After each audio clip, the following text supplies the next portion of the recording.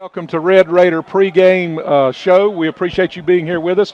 We are on the campus of Jeff Davis High School in Hazelhurst, Georgia, and we're sitting high atop in the press box, Jeff Davis Field, and it's a beautiful field, a beautiful night for football. Your Bacon County Red Raiders that are coming in with a 3-3 record.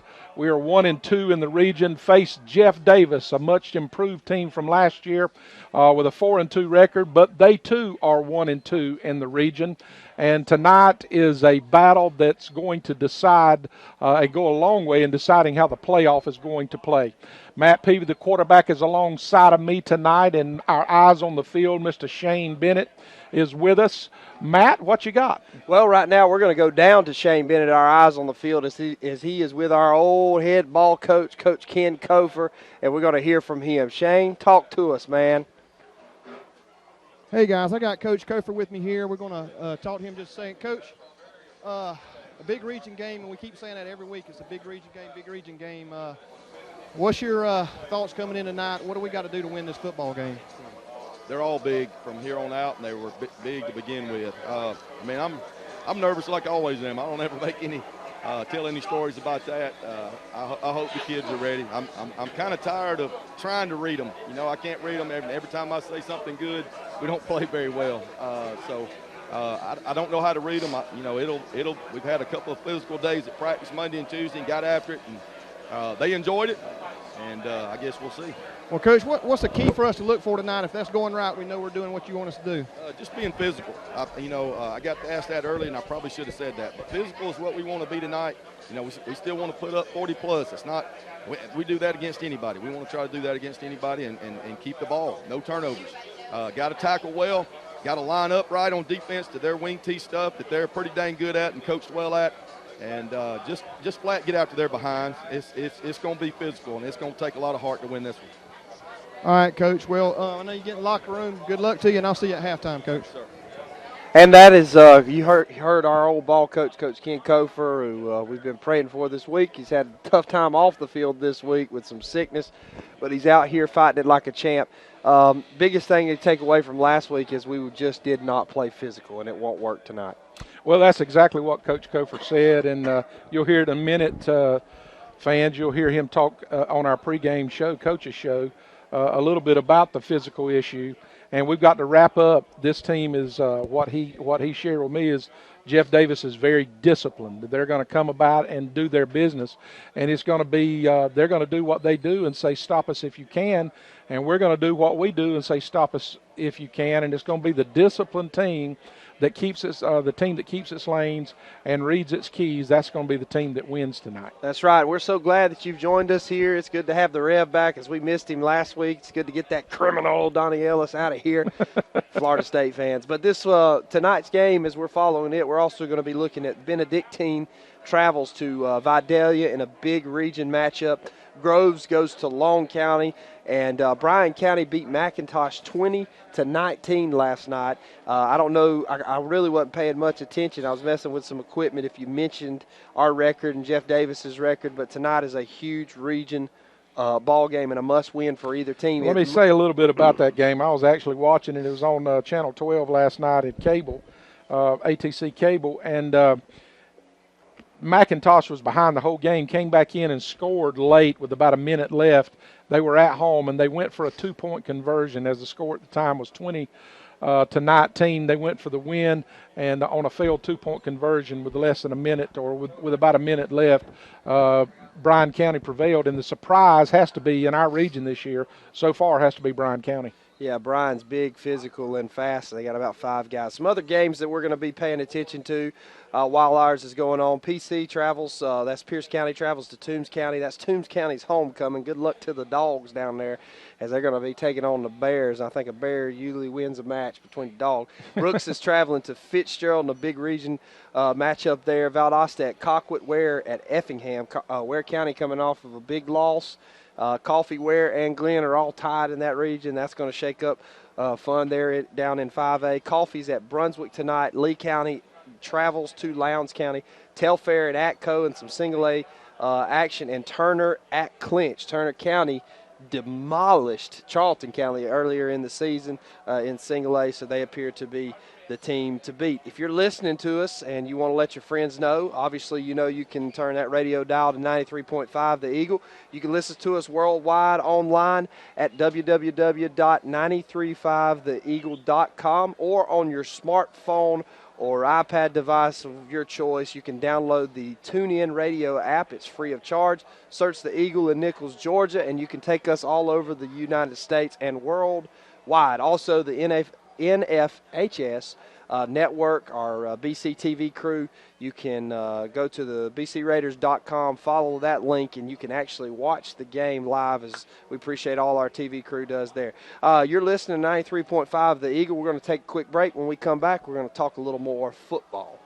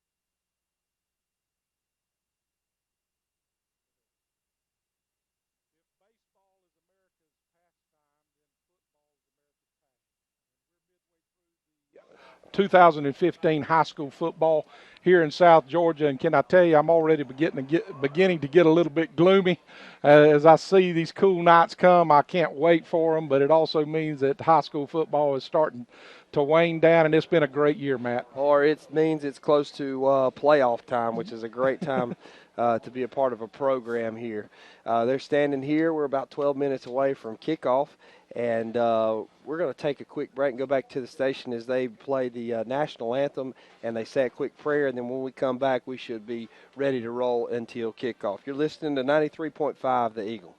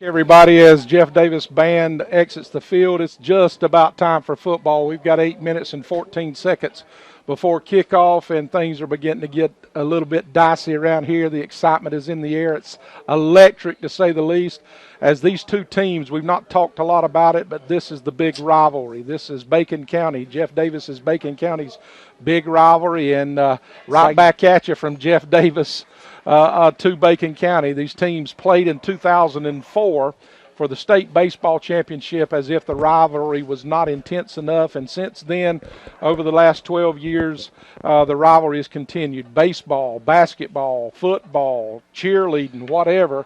Everybody circles the date on their calendar, whatever the season is, when Jeff Davis and Bacon County get together. So tonight we're looking for an old-fashioned slobber knocker. We're looking for football, a game over here that's in the old-fashioned way. Defense, running the football, hitting people in the mouth, and whoever is tough enough at the end of the game, hopefully will come away a winner. Whoever makes the least amount of mistakes, let's just say that. We're playing 16 to 18-year-olds. So that's always – well, some of them are 14 on our team. But it's good to have you back, Rev. I got something in my throat. But we just want to talk a little bit about our middle school football team. We went to the game yesterday. We'd like to congratulate those boys as they – an outstanding performance to beat Waycross Middle School, and we got some good athletes coming up. We sure do. It was not as close as the score indicated. Really, we dominated. I don't know that one or two times Ware got across the 50-yard line into our territory, but our defense stood stout, and we were able to come away with a 22-0 score. And this coming Wednesday at 5 o'clock, Bacon County Middle School will take on the school out of Jessup, and I have just lost their name. Arthur Williams. Arthur Williams. We'll be playing Arthur Williams. And the only blemish on our middle school record is the first game of the season, Arthur Williams beat us, but they had a pick six. They had a return touch. Had some injuries that game. Yeah, we had an interception for a touch. Big-time players went out. Yeah, make sure you make plans to come out that next Wednesday night, 5 o'clock. It's usually when it starts out there, yes. And support these youngsters. It's been a long time since we've had a middle school program. Coach Owens Steve Owens does a great job along with all his coaching staff. Thomas McCullough. Yeah, happy birthday, Big Tom, if you're listening. Yeah, he's just on a great his way coach, down a great guy. On his way down to Tallahassee to watch Criminals play tomorrow night. Our softball team is pretty active right now. They won the first round of the state playoffs, beating Screven County 13-6 and 11-1. Kind of swept them, went to Screven County, and this week they will travel on Tuesday, travel up to Gordon Lee. They're going to be around Ringgold and Fort Oglethorpe up in that area. They can smell Tennessee from there. That's right. And Wednesday we'll host I don't think they're the defending state champions, but as I was talking to Coach Stephen Tyre, I'm going to tell you his resume in just a few minutes, but they have been in the state championship game the last 9 years and have won 2 of those state championships. So that's the atmosphere our ladies are traveling up in the second round. We did face them last year in the Elite Eight. Made a couple of errors, and they put us out. Coach Tyre started back in 2009 as our head coach. He's been in the program for over 10 years now, and Stephen has a record of 197 and 59 with 4 Elite 8 appearances, 3 Sweet 16 appearances, and 4 region championships. And so we just wish Coach Stephen Tyre and his ladies and his coaching staff, man, is just an outstanding job, an outstanding resume. And we know that we want a state championship in that just as bad as they do. They probably wanted a little more. So good luck to our Lady Raiders. Be sure to follow Facebook and keep up with all of them. And be sure to, if you see them in the community, just show your support. We're going to go down now to our Eyes on the Field, brought to you by Family Vision Care. And it's time for our Man Down Report, brought to you by Lamar's Pharmacy. Shane, talk to us. Guys, give you a little update on Jacob Carver tonight. Just talked to him just a few minutes ago. He said he feels better. He said basically if his leg was falling off, this is Jeff Davis. It didn't matter.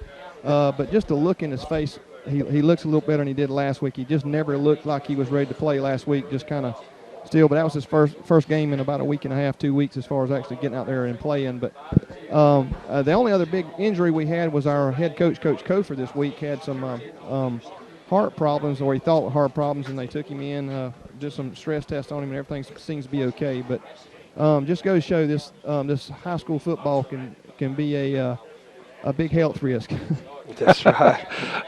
One coach told me, he said, I got to be the craziest man alive. I'm expecting 15 and 16-year-olds to help me make my living. So that is something when we really think about it. You got some 18-year-olds, but somewhere between 15 and 18-year-olds, we're depending on those kids to to win for us. And Sometimes Coach, we forget, we lose sight of that. yeah, we do. And being a coach on the high school level has plenty of opportunities, as my wife would call opportunities instead of problems. She calls them opportunities. So there's plenty of opportunities, and there's going to be plenty of opportunities out there tonight for us to make a difference. Somebody's going to step up and be a big play guy tonight. And I just hope that guy's on our side. Right, you can expect out of Jeff Davis to come down and be another Bryan County. If you traveled over there or watched the game last week, listened to us and heard it, you can expect him to be in that wing T set, I formation, try to sneak one over the middle. And really, quite frankly, Jeff Davis has all the size. And we have all the speed and athletic ability. I'm not knocking their players. They have athletes. But when it comes to skill guys, we have the upper hand when it comes to skill guys. So, you just never know. You kind of feel like SEC football or college football in general these days, because all conferences look like they play out that way. Any given night, anything can happen, and it's just which team's going to take advantage of the mistakes. And as always, which team is going to control the line of scrimmage? And that's what we've got to look at tonight. I know if I'm Jeff Davis and I'm looking at last week's tapes that I'm going to try to do the same thing. I'm expecting us to get a heavy dose of buck sweet tonight. They've got three big fullbacks. That's where they make their living, three big fullbacks. And I'm talking about kids that's over 200 pounds. They're just going to run them in and out. They got a big offensive line. They probably outweigh us 40 pounds to every man that we've got on the line. It's just a matter of whether or not we're going to be able to set the edge and execute, turn the running backs back inside so our big linebackers can make the play. And we've got to make the plays inside. We've got to become a physical bunch, as Coach Kofer mentioned too. Jeff Davis comes running out as their band's playing. Their fans are on their feet, and Bacon County's lined up in their end zone at their end, and they're waiting to bust through here in just a few moments. We're under 30 seconds left before kickoff, and you're here. We're going to take a quick break. When you come back, we will have the opening kickoff, and don't turn your dial. You're listening to 93.5 The Eagle.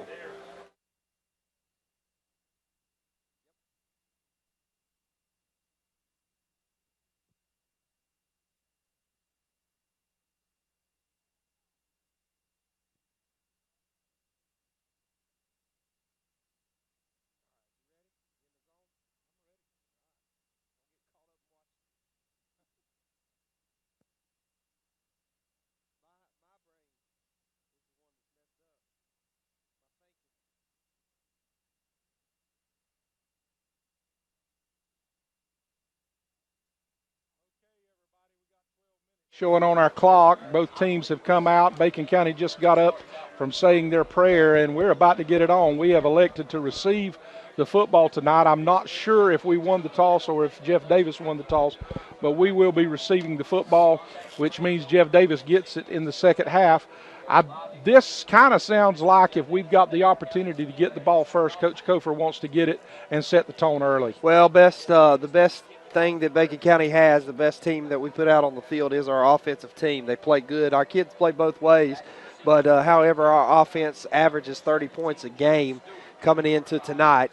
Bacon County is in their black helmets, white tops with black pants, and we can see the numbers good tonight. And Jeff Davis in their navy helmets with gray tops and navy pants, and I'm going to be honest, I do like the gray tops. Well, this is their homecoming. I don't know if this is a new look for them or if this is their traditional home uniform, but I think this may be a new jersey that they broke out just for their homecoming game, just for a game against us. Number 85 is going to be kicking for the Jackets. He's not putting the ball on the tee. He's laying it on the ground, so it's going to come a squib kick, and we're going to kind of kick it short, and it bounces up, and we're going to see there's a pile. It looked like Bacon jumped on it. And we did recover it. And the ball bounced off of us and sprung forward, but we were able to recover. And it looks like we got it right dead on the 40-yard line. On the 40-yard line, that brings out our offense. We're going to come out in our trips package. Got Ignacio Washington. Good to see him back standing at the 40 with Xavier Hayes and Brody Fitchett.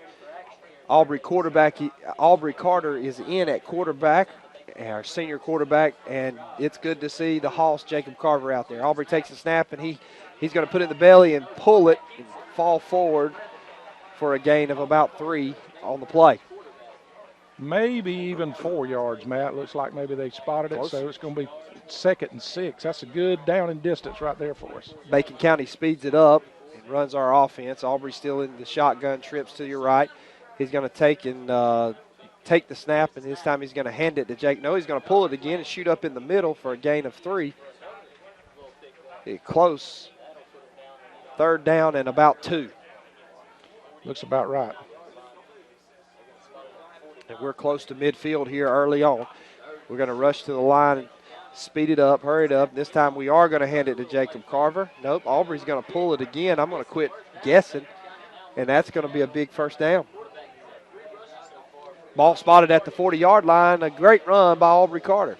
Man, he's reading that zone well. He's keeping it, and he's getting 5, 6, 7 yards of the clip. I don't know if he's reading it well, but he fell back up in there where the hole was. He's finding the holes one way or the other.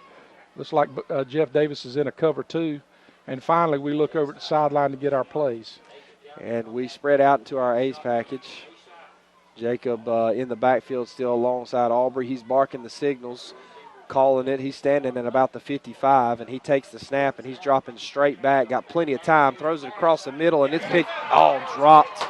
And a missed opportunity by Jeff Davis. Number 21 had it right in his hands, and our number 10 had no effort on the play and no chance. No, it was well in front of him.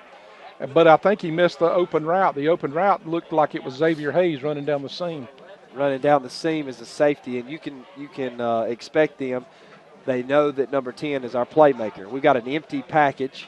Got trips to the left. Jeff Davis coaches are jumping all over the place trying to get people to shift out. We've never shown this package. This is the first time. And it looks like we're going to call a timeout as we were confused there on the play. So far, Rev, break down the few plays that we've seen, and it looks like we're going to try to run right at them. Well, it looks like that. They're going to try to take away our outside threat and beg us to run up in the middle where their strength is. I think it's just a chess match at this point, which team's going to execute. So far, I don't think it looked like Jeff Davis was not expecting our quarterback to keep the ball, so they're going to have to make adjustments for that, and when they do, then we're going to begin to pound them with our big running backs. Yes, we by the way, we've never not mentioned how good our running game is and has been at times. Our running game we have a good running game, very, very well-rounded running game with some pounders and some fast, speedy guys. And if they're going to focus on the outside, then we're just going to take 5 yards at a time. So going to come out of the huddle, out of the timeout, 2nd down and 10:36 here in the first quarter. We're in an empty backfield. Aubrey Carter standing at about the 55. Ignacio comes across in motion, and we're going to hand it to Ignacio, and he's got the edge. Oh, and what a tackle by Jeff Davis. As Ignacio Washington looked like he had the corner and come out of nowhere. Number 34 on the tackle. And a good tackle for Garrett Jeff Davis. Walters, I think. No, that was 35, Garrett Walters, 35. So a good tackle there. It really saved a big gain for the Raiders. We're stacked, and it looks like Demetrius Williams is in at quarterback. Demetrius barks a hard count, doesn't get him to jump, looks to the sideline. Anthony Madison in, KJ Brown in at the fullback position. Jacob Carver standing behind Demetrius. Demetrius is going to take the snap, and he's going to hand it to the big guy, and there goes Carver, and he pounds forward to about the 45, and that's going to bring up 4th down, and a very conservative call there on 3rd down. Yeah, it's going to be 4th and about 6. And we're not going to punt it this close down. We're going to run it. We will pooch kick it, but it looks like we bring in our sophomore quarterback who likes to run the ball. And he shifts his guys, and we shift back and try to get him to jump, but it doesn't work. Looking back to the sideline, and they're calling a play. Got 6 seconds left on the play clock. And we jump off sides, and that's going to be a false start on Bacon County, and we'll have to punt now. Coach Kofer he's not happy right now with us. He's walking at about the 50-yard line with his headset off, wondering what's going on. Ignacio sure thought he was fixing to get the ball. He took off flying down the sidelines. What you think, Rev?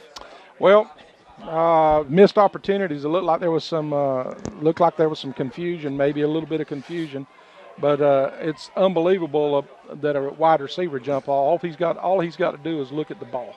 And we're still going to go for it, ball on the 40-yard line, and we take it and drop back, and we're going to try it deep and let Ignacio make a play, and the ball is just overthrown, incomplete, and no effort at the play, and Coach Kofer is furious. He is furious.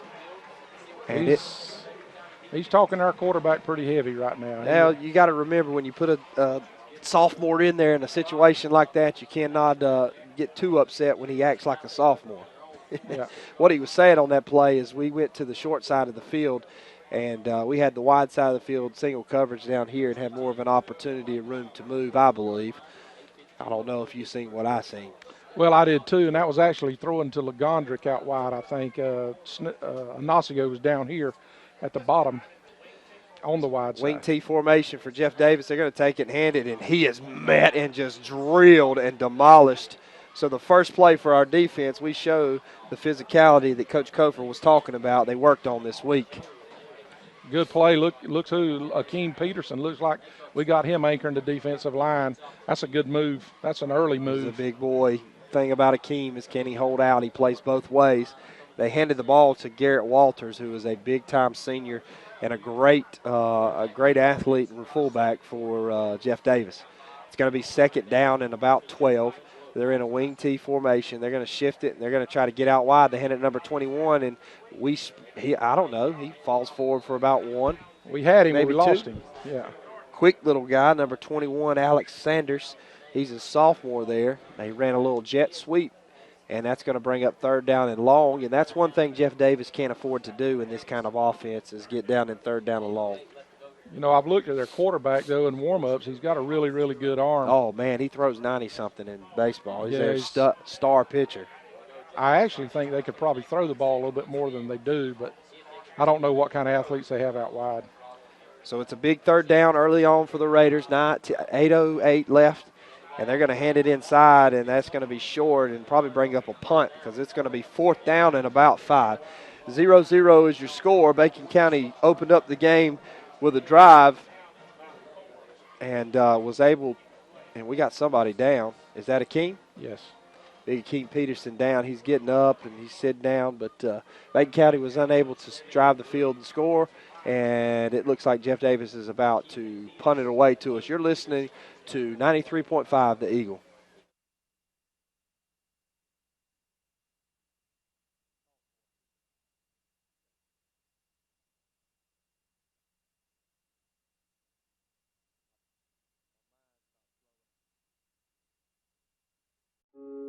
In this moment, it doesn't matter if you save money in 15 minutes or if your neighbor has the same insurance that you do.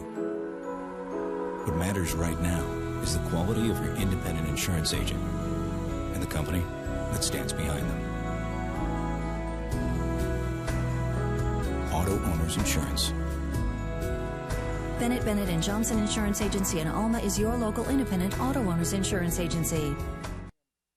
Desperately tonight, both on the offensive and defensive side of the ball. Big senior lineman, the senior defensive and offensive lineman. They got a guy lined up here on the punt that's not covered, and we're not going to cover him. 7:40 and ticking here. We've held them on their first drive just like they held us. It's good to see that 12th man sitting across the way. We brought a crowd tonight, so maybe give us a home field. We're going to need to watch out. Got to kick it away from us, and it takes a Jeff Davis bounce and rolls across the 30 to about the 28-yard line. That's where we'll take over. And so far, both teams look sloppy. Yeah, I don't know what happened to us on the. Sometimes we get. I don't want to say too cute, but we get to running so many different things. We get confused of exactly what's going in when you're running 3 quarterbacks in and out, and we have to do that to keep the right personnel in. So anyway, it's all packages here. And like he says, 3 quarterbacks. We're used to Jewell and Carter, but we roll Demetrius in early. We usually get him in the second half. Aubrey's going to take it and roll. He's got a quick out to number 10, who's met immediately, but not before a pass caught complete for a gain of about 4. And I'll take them kind of passes right there, Matt. All day. Because we know we're just setting them up. We're fitting to reel them in. That's what we're trying to do. 2nd and 5 here. And there's no doubt that the talk is Bacon County brings the speed. Aubrey Carter's got trips to his left, and he's going to drop back, and he's looking. He looks out to his flat. K.J. Brown wide open, and he's got it, and he's broke a couple tackles, falls And across. going to get a first down, yeah.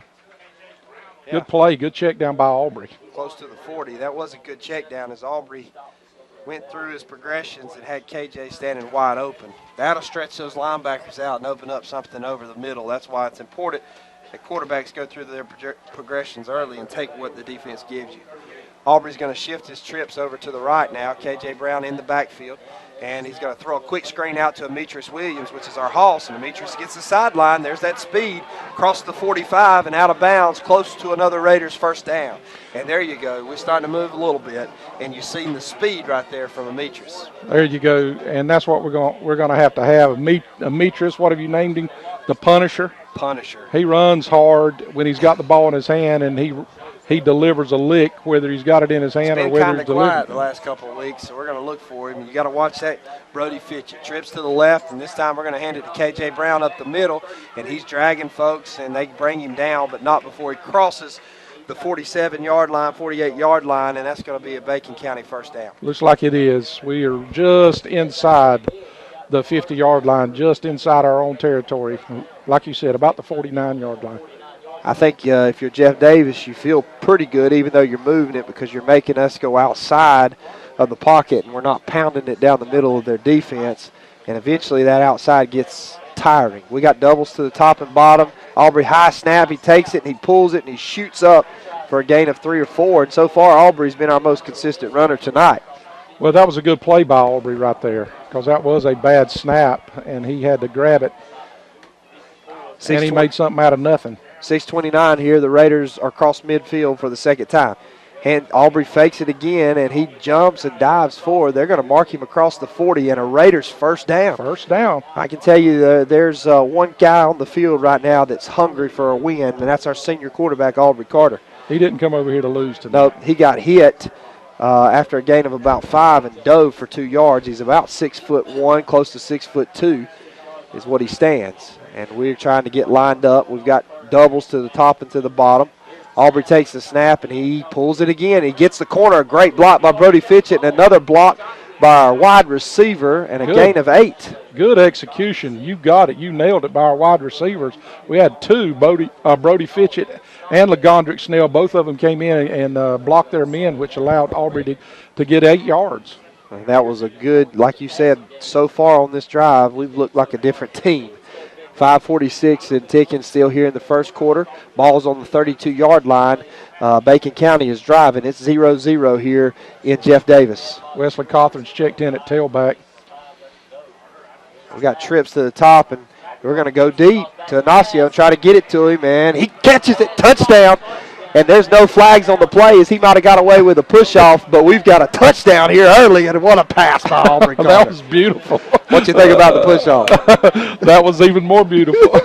That was definitely a push-off, and, they let them jockey back and forth. You used to couldn't put your hands on anybody, but that looked to me like if there was going to be a foul, it would not have been a defensive foul. It would have been an offensive foul. But anyway, there we go. With 5 minutes, 25 seconds left, we hit deep. We strike first. Yeah, we've been kind of picking along, running, dumping it a little bit, just kind of playing like New Orleans Saints did against the Falcons last night. There you go. You don't open that up. Let's see. We're going to go for 2 here. Nacio's going to take it and throw it, and it's caught by Wesley Cotter. 2-point conversion's good. It's 8-0 here in Hazelhurst, Georgia. Your Red Raiders are on top. You're listening to 93.5 The Eagle.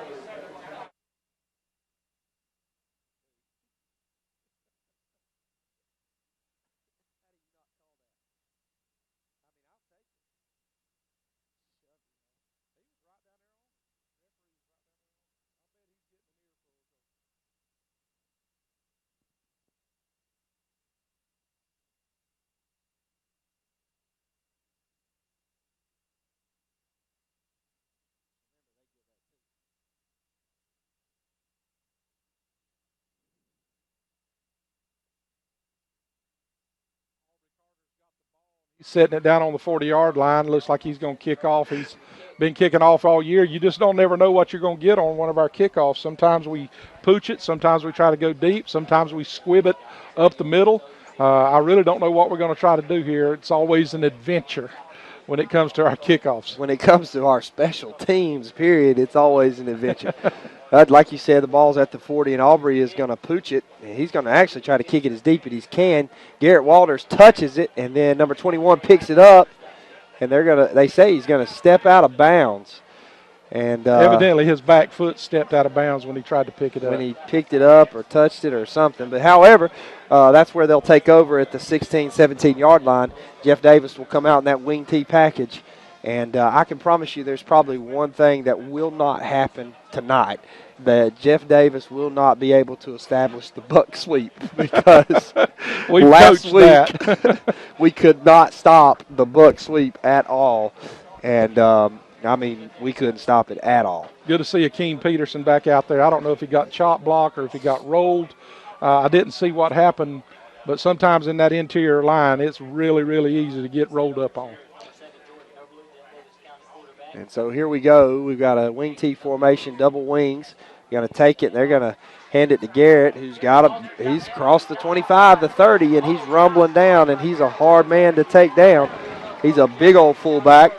And that was good execution on that right up the middle. Where do you beat speed, Rev? Run right at it. That's how you beat it there.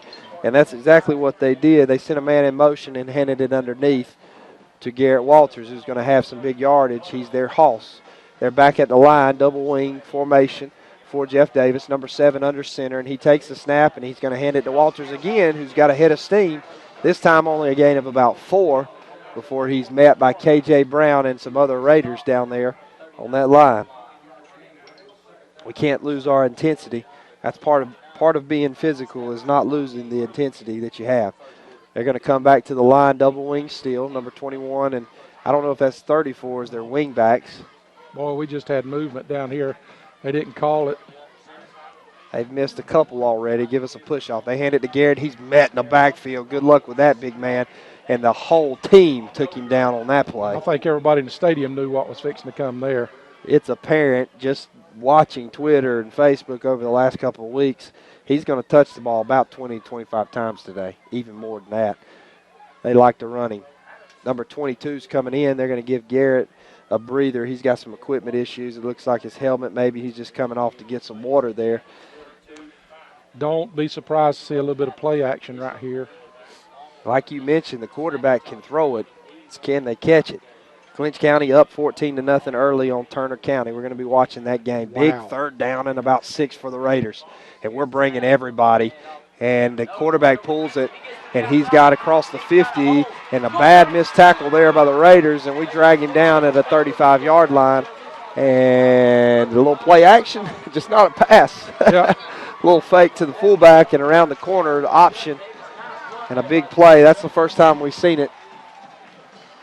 And that was a huge play for Jeff Davis to keep him alive. Looks like Jacob Carver's checked back in. And out, we just run 2 linebackers out. I don't know. I didn't see but one coming Anthony back Madison and Wesley Cawthorn. Yeah. Number 44 comes in for the Raiders. Jeff Davis is going to take the snap. They're going to hand it to their big fullback, number 22. A gain of probably 3 or 4 yards on the play. Number up, second down. That clock is ticking. It's 3:26. It's 8-0 Red Raiders on top of Jeff Davis. But Jeff Davis is driving right here. Ball on about the 29.5-yard line. We come out something different this week. We've got 4 down linemen, and we've got walk-up linebackers. So we've actually got 6 on the front. Which makes a 4-4. Going to hand it to Garrett, and he's dragging folks. As that kid don't go down on first contact, a gain of 1 or 2 on the play, and another third down here. But it's third down and manageable for Jeff Davis. 3rd and 5, I believe. Ware County is losing 10-0 to Effingham.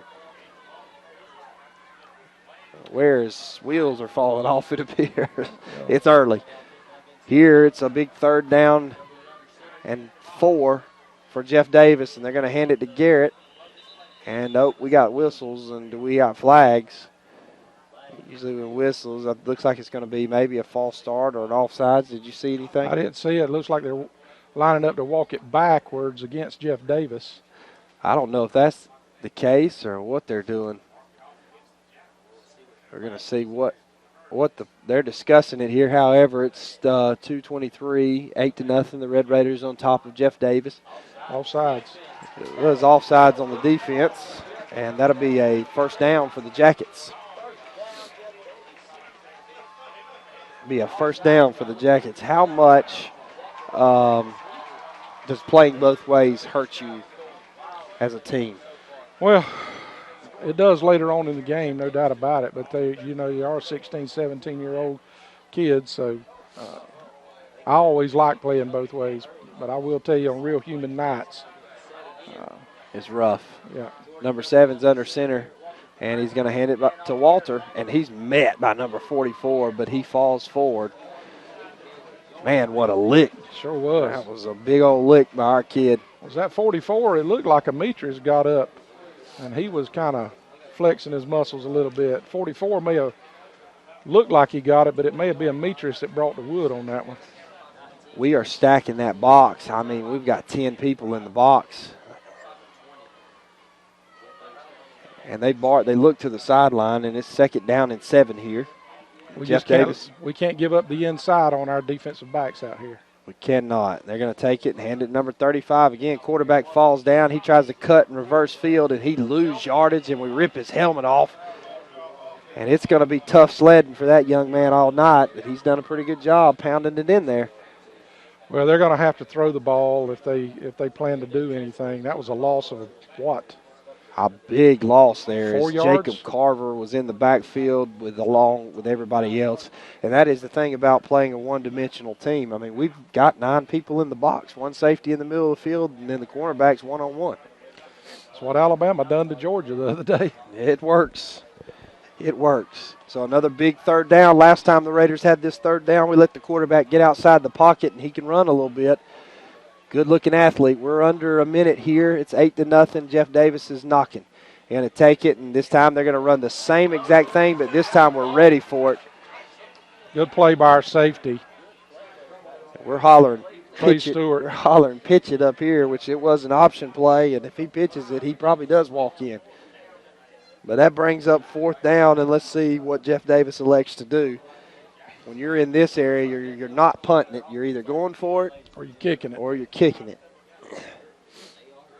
And they're just looking and signaling in the play calls here. For Bacon County, this is a big, big deal right here. We will have at least one more play before this is the end of the first quarter. Big 4th down for our guys. We're under 4 here, and the quarterback's going to take the snap, and he's going to drop back and dump it to a wide-open man running down. Touchdown, Jeff Davis. You knew it was coming. I don't know how we didn't know it was coming, but you knew it was coming.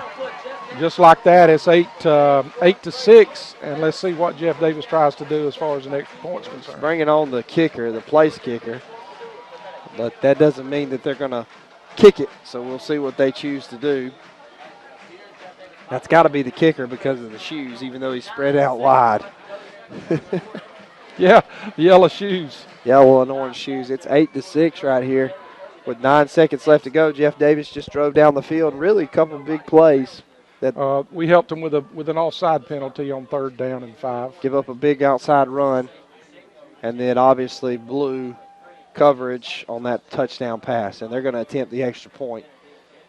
And the snap, the hold is down, the kick is up, and it is good. So it's 8-7 here in Hazelhurst, Georgia. The Red Raiders are on top. We got 9 seconds left in the first quarter. You're listening to 93.5 The Eagle.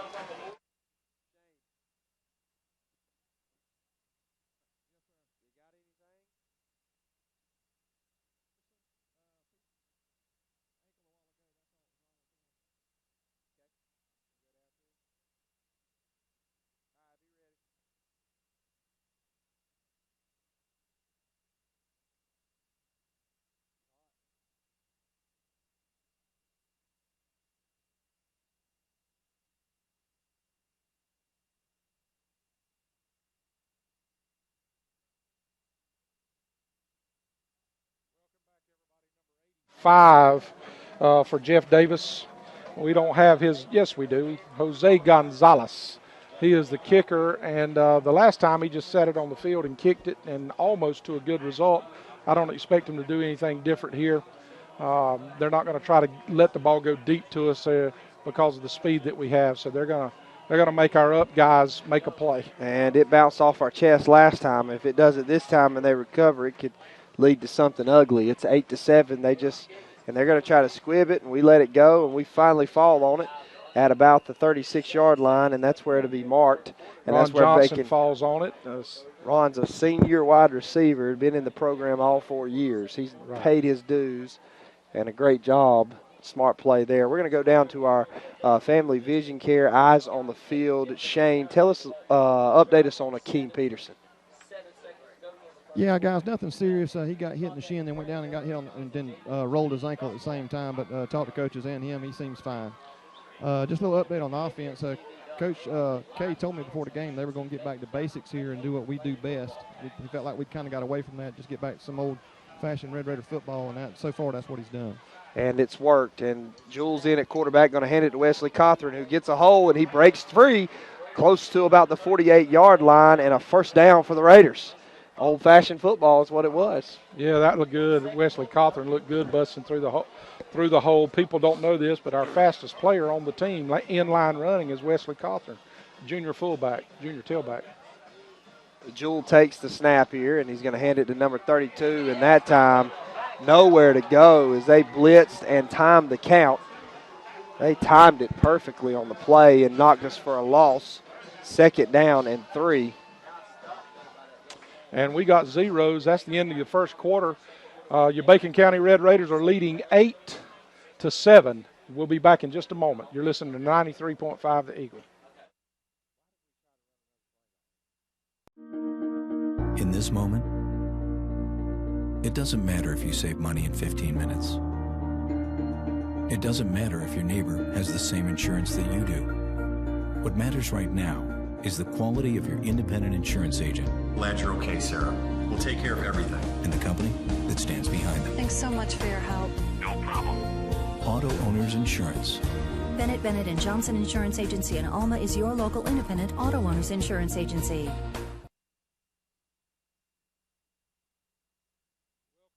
We're going to go down to our Family Vision Care Eyes on the Field. Shane, tell us about the first quarter stats. Well, guys, pretty even. Jeff Davis had 64 yards on the ground, 19 yards passing. Bacon County, 33 yards on the ground and 55 yards passing, and a lot of that in that one big throw to Big Man for the touchdown. Total yards, 83 for Jeff Davis, 88 for us. 631 possession for Jeff Davis, 529 for us. So pretty much even game. It shows up on the scoreboard as well. Yep, 8-7 here is the start of the second quarter, and Jules still in at quarterback. Wesley Cothran in the backfield. Jules going to take it. He's going to roll, and he's got green grass, and he's got a man wide open, and it's in and out of the hands of K.J. Brown. That was a good play, and he hit K.J. where you don't supposed to hit a running back, and that's in the hands. When you're a running quarterback like that was the kid done what he's supposed to. When you got grass like that, blockers in front of you, take it down and run. K.J. turns around, blocks the guy, Right. We've got the sidelines. However, it's a big 3rd down and about 14, ball on the 46-yard line. And here we go. See where we're at. Seems like we move forward and then we hurt ourselves or don't execute. He's going to take the snap. Jules is going to roll out, and he's got a man, and they're on it as they've studied film, and they know exactly what we're going to do. 4th down and 10. And that's going to bring up a punt. You never know, but they're going to bring in Aubrey Carter and bringing in our passing guys, our wide receivers, Xavier Hayes and Brody Fitchett is going to come into the game. And I kind of get the feel tonight, Rev, number 11 probably should stay in the backfield for the Raiders. Well, I'm feeling that too, but I'm not the coach.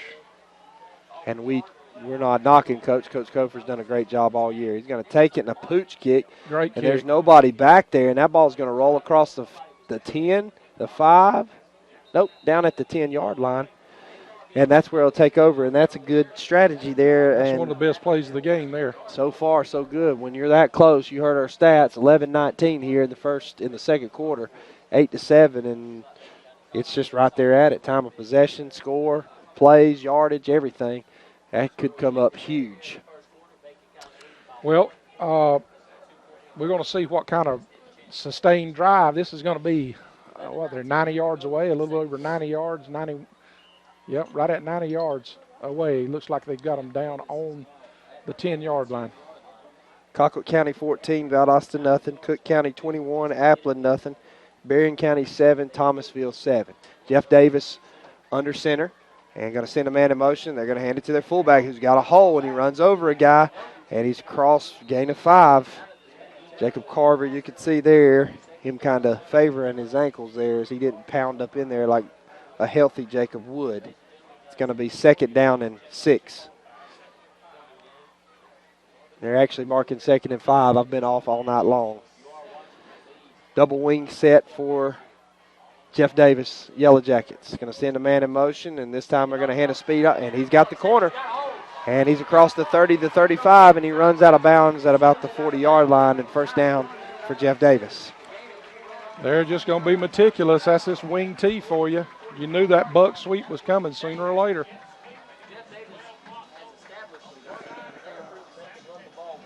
They sent their little fast guy across in a jet sweep motion and handed it to him, and he got the corner. And, man, when you stack the box, there you go. So here we go, 1st down from the 40-yard line for Jeff Davis. Going to send the guy in motion. They're going to hand it a big, huge hole, and he's dragging folks for a big gain of about 6 yards on the play. It'll be 2nd down. So far, Jeff Davis can move at will. Bacon County trying to find an answer for him here early. That's right. They're just getting a little crease and handing that little fullback, and he's busting it right up the middle. And I don't know if they're getting a body on our linebackers. I don't see how they are, as many down linemen as we got. Number 7 under center, and he takes it and he hands it to Garrett. And that time he's met at the line of scrimmage and taken down. Was that for a loss? It looks like they're going to spot it right at the line, 3rd down. Wow. You know, ball games like this that are close are good, but when you got an offense like I hate it. Yeah. I'm going to be honest with you.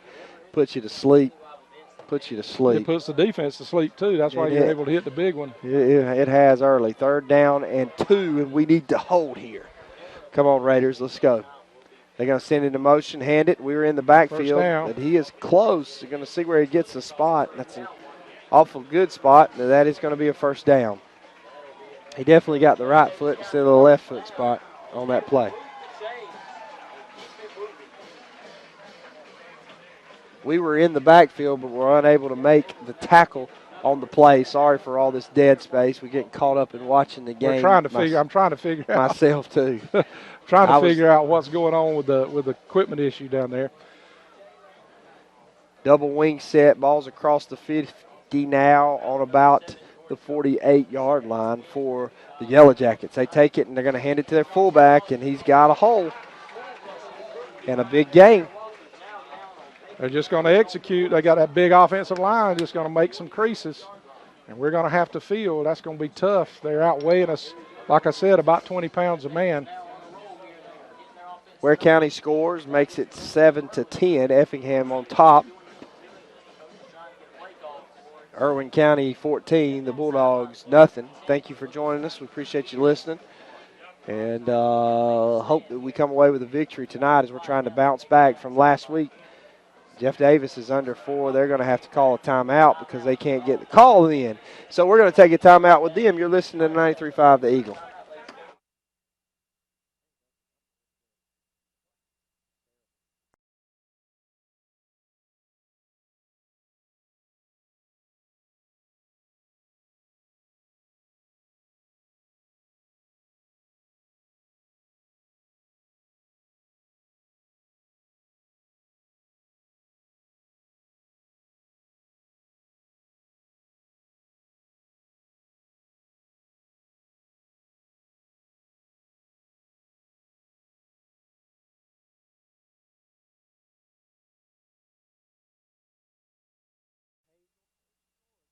Red Raiders 8. The Yellow Jackets of Jeff Davis 7. 8:28 here left in the half. And so far it's been a fun game. 8-7, and it's just you're just going to get a steady dose of what you're getting here from Jeff Davis, and we've got to figure out a way to stop it. We keep running big linemen in and trying to get some penetration to try to stop it. Sometimes you got to create. We got to create.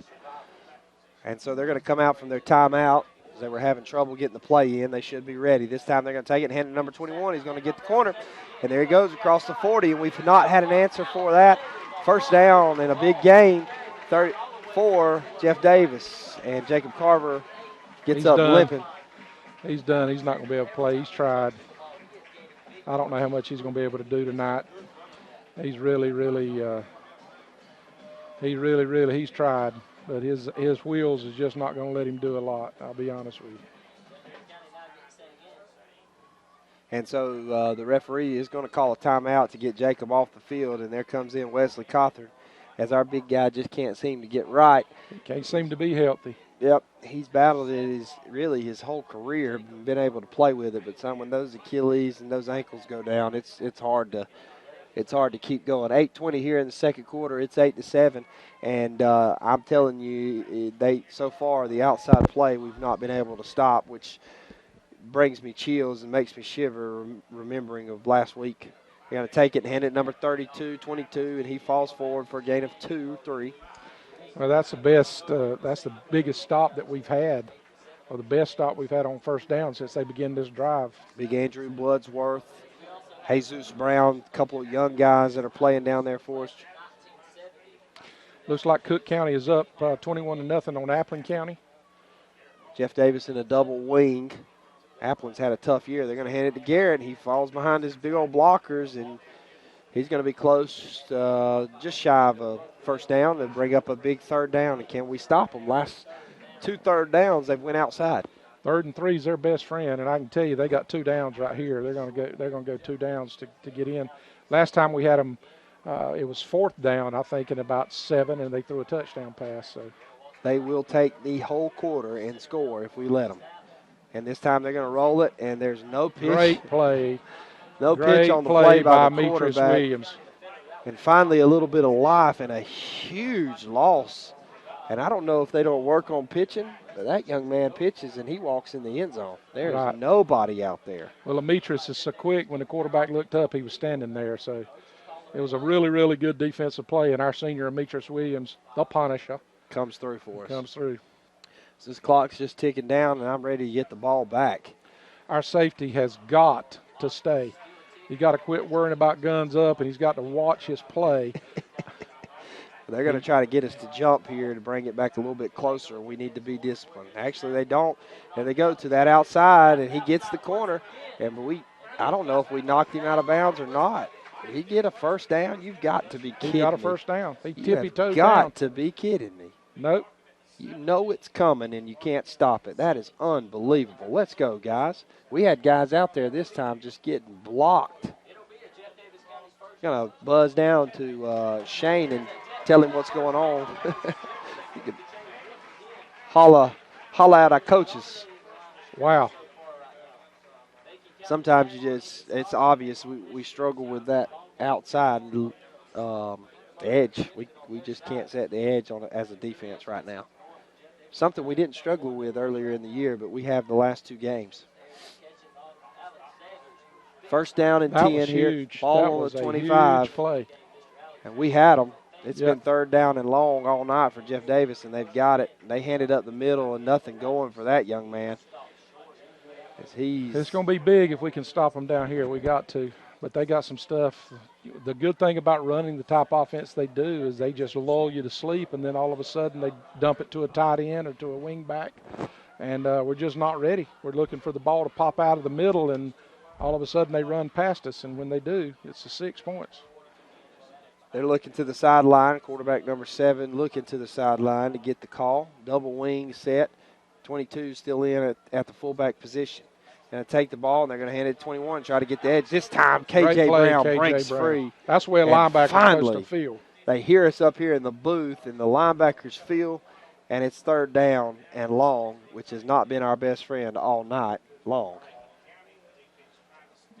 Looks like one of the field judges having discussion with one of the linemen for Jeff Davis. I don't know exactly what he was seeing, but he was having some type of conversation with him. And we look like now we, 3rd and 7, Matt? 3rd and 7.5, something like that. 3rd down and 8, ball on the 15, 5:25 and ticking here. Jeff Davis sends that man in motion, and they're going to hand a counter, but we're there. K.J. Brown, 2 big Great plays play in a by row. KJ. As they tried to run a counter, guys, and they had it, but there was number 33 there, and a lick by number 33. And that's the way somebody needed to step up, and it happens to be one of our young guys, K.J. Brown. He's a junior, just a junior. Right. And now they're going for they're going to kick the ball if they don't try something. Their quarterback is actually the holder, so they could be always the chance for them trying to fake. But from what I've seen of their kicker, he's pretty good. Number 17 does the kicking, and they snap it. It's down, and he missed it. He shanked it, missed it to the left here, and not even a good Boy, kick. our bench is fired up. So are our fans. That was a big stop.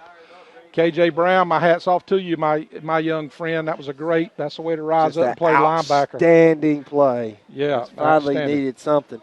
Maybe waking me up here in the booth. I might just go ahead and stand up now because I was getting there tonight. Forgive me. I was getting there. It looks like Pierce County Bears are up 21-0 over Toombs with 5 minutes left in the half. Aubrey Carter steps back in at quarterback.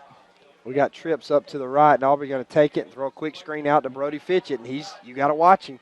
He's hard to tackle, but they bring him down right at the line of scrimmage, and that'll be 2nd down.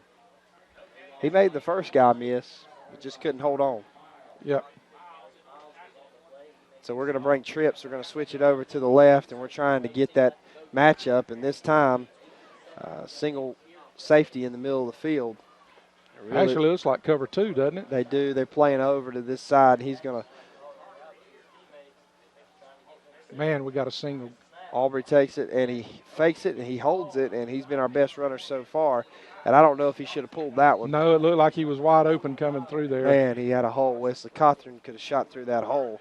But it brings up 3rd down and 6 here.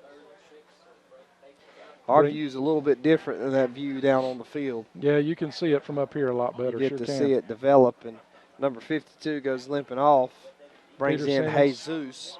Jesus is known to snap a little high from time to time. Yeah, I was thinking the same thing. We got trips out to the left. Aubrey Carter at quarterback. He takes it, hands it, puts it in the belly. He's going to drop back. He's going to scramble around, and he's decided to run it, and he runs it hard. It looks like he may have got a first down. Close to the first down. It's going to be spotted. Whichever spot they go with, he may have. Boy, that was a good run. He's got to keep his eyes downfield. I like Aubrey as a passer a lot better. First down, Raiders. First down, Raiders. That was just mere wheel. Aubrey just wheeled himself to a first down there. Aubrey Carter will not be denied. He takes it and throws it quick out and low to Ignacio Washington. A ball incomplete. I don't know. That didn't look right. Coaches are hollering at Ignacio. Oh, no. They're calling that a complete pass. Holy cow. Ignacio. They are calling it a complete pass, and Coach Kofer can't believe it because that ball definitely hit the ground over there. I think Ignacio was supposed to run to the ball. Maybe like that's like a bubble screen. Yeah, bubble screen there. 2:44 left in this opening half. It's 8-7. Bacon County on top of the Yellow Jackets of Jeff Davis. We got motions to trips and tries to bark them off. Signal it in, changing the play. We better get it snapped. And we call a timeout finally as we could not get the ball snapped off, and Coach Kofer is upset. We're going to need him to relax down there a little bit. We can't have that. We're going to take a quick 30-second timeout. You're listening to 93.5 The Eagle. In this moment, it doesn't matter if you save money in 15 minutes. It doesn't matter if your neighbor has the same insurance that you do. What matters right now is the quality of your independent insurance agent. Glad you're okay, Sarah. We'll take care of everything. And the company that stands behind them. Thanks so much for your help. No problem. Auto Owners Insurance. Bennett and Johnson Insurance Agency in Alma is your local independent auto owners insurance agency.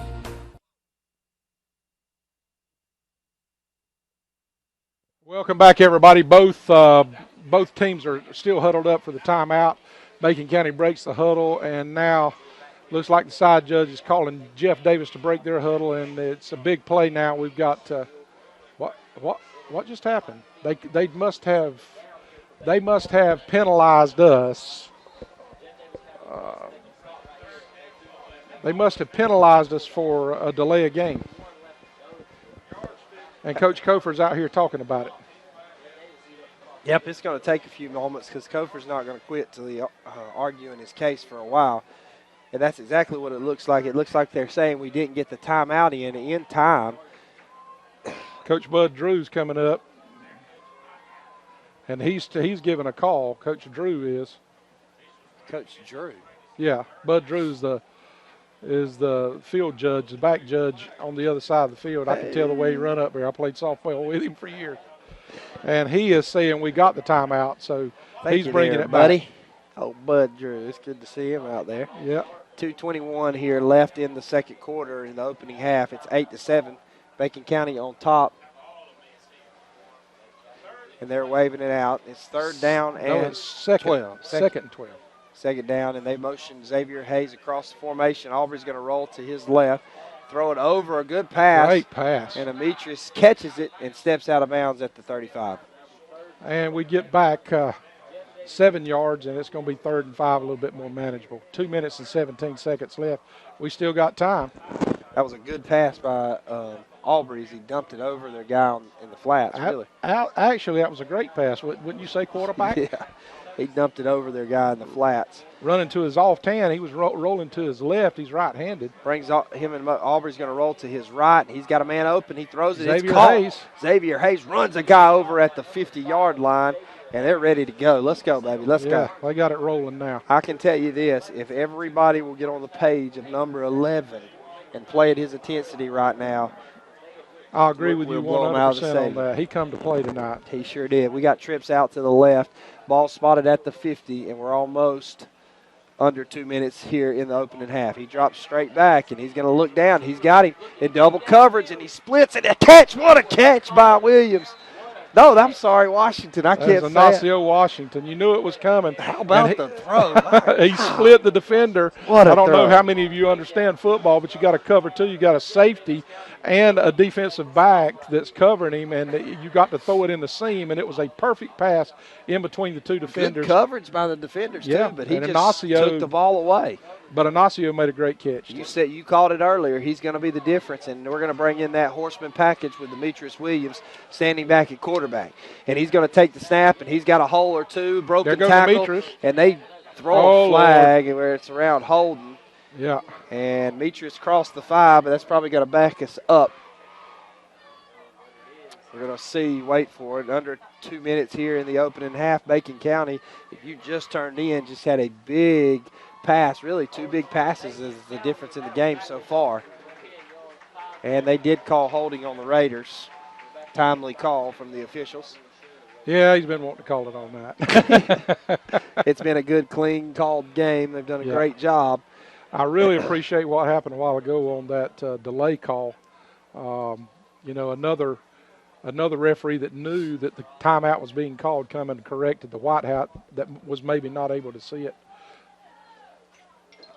And so we're going to back us up, and that's a big holding penalty. That shouldn't stop us from what we do. We still should be able to run our offense effectively. Matter of fact, giving us more room allows us to do more damage.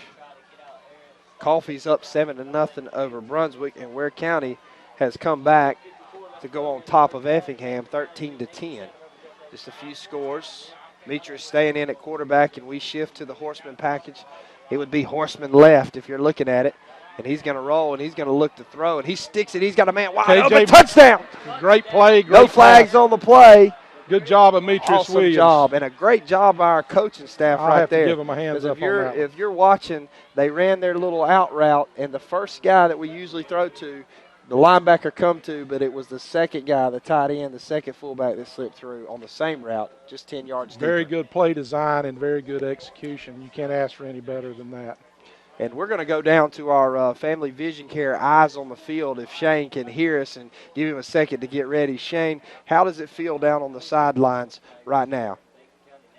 Well, guys, it's still it's pretty tense. A lot of great play calling right there on that drive. And Aubrey, and you mentioned it earlier, Aubrey is focused right now. Had a little mix-up on the actual call. Go through this play right here. Right. Oh, what a catch! What a catch! Senior Demetrius Williams just says, "This is mine. I'm going to take it among 3 people." Shane, Unbelievable. Shane, are you there? Go through us because you just hollered on the air. You just heard Shane holler and squeal. Tell us a little bit about that play. I wheeled that ball in, baby. That was you're right. He went up between 3 defensive backs and got that ball. He just wheeled that ball into him. It was a great catch by Demetrius there for that 2. There you have it, Shane Williams with our Family Vision Care Eyes on the field. Shane Bennett, I'm sorry. Family Vision Care Eyes on the field. Great play, great drive. With 1 minute and 26 seconds left in the second quarter, your Bacon County Red Raiders are up 16-7.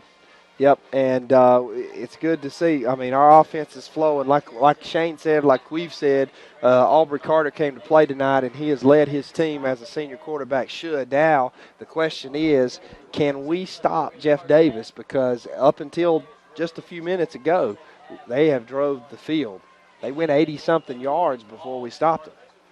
Aubrey going to take it, and he's going to kick it and just kind of pooch it, and it's going to roll, and their fullback's going to pick it up, and he's going to try to run it. And he does for a gain, probably 8 yards, 8-yard return. Yep, we got a flag unsportsmanlike on them, number 45 for them.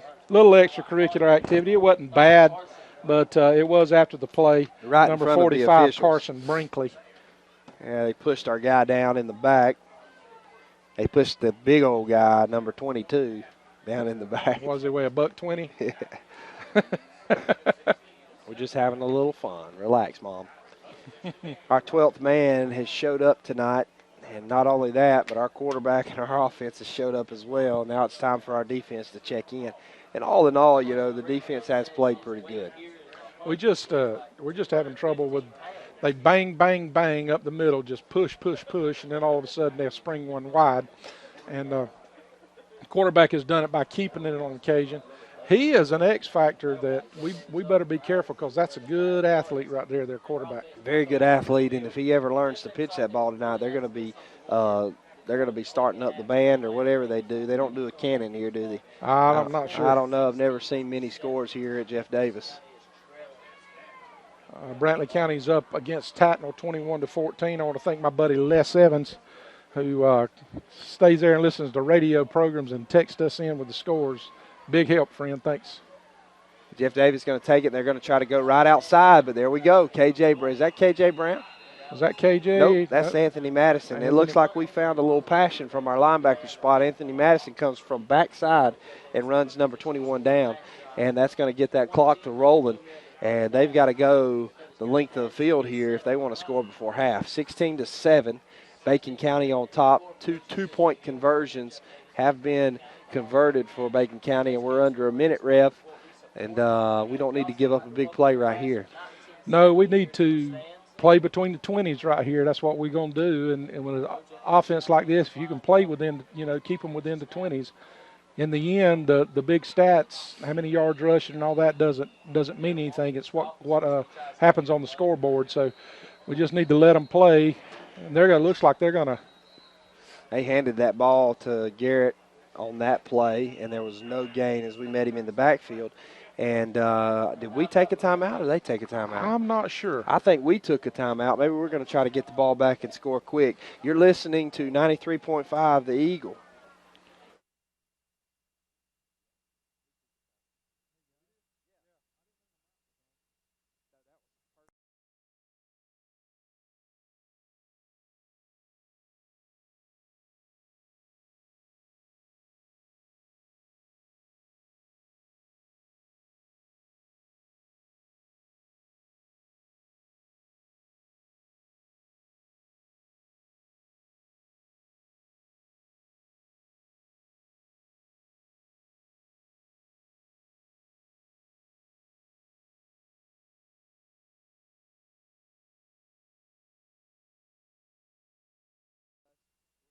Coach Kofer, and we were just talking to Shane. We're going to let this quarter play out and run out before we go down to Shane, but we're just talking about some injury updates that he can talk to us at halftime.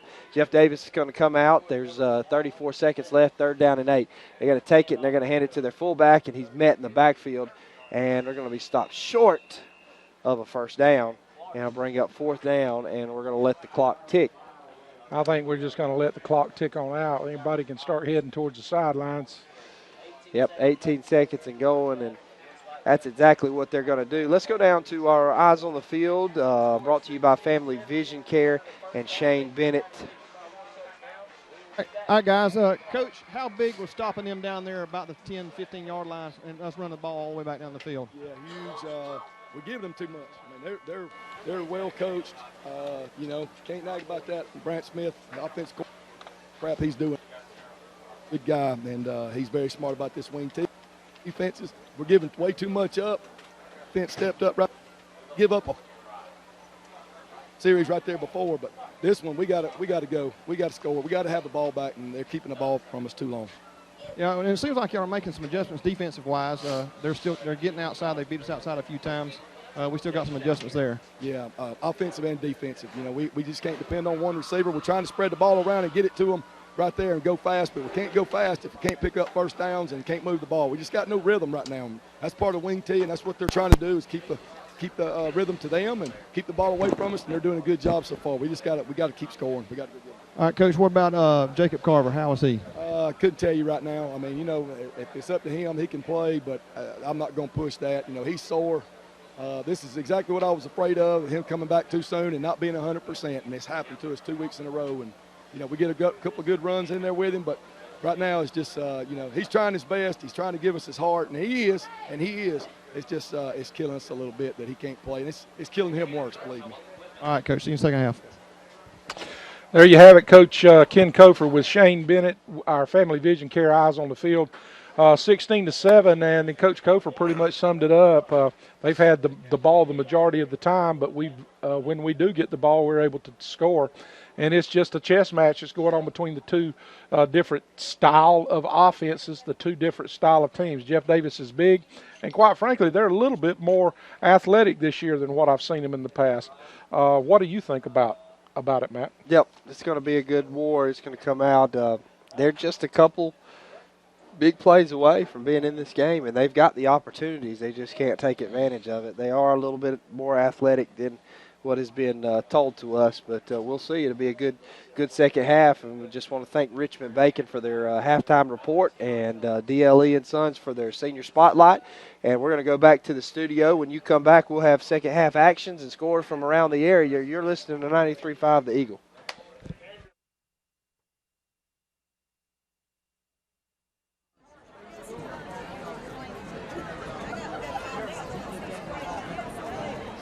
Good evening, ladies and gentlemen. On behalf of the Jeff Davis High School administration, staff, and student council, we would like to welcome you to the 2015 Homecoming Crowning activities. Taking the field right now, the Jeff Davis Yellow Jacket Marching Band under the direction of Charles Wesley, John Reed, Michael Walker, and Dennis Kirby. Our auxiliary instructors are Leslie Flowers and Jennifer Daniels. Our majorettes are Madeline Harrington, Caitlin Kramer, and Madison Fairlock. The color guard co-captains tonight are Taylor Hartley and McKinley Harvey. Our percussion captain is Ivy Oldham, and the band captain is Tony Greenlove. At this time, we take great pleasure in introducing the 2014 Yellow Jacket Homecoming Queen, Miss Kristen Brooke Hobbs.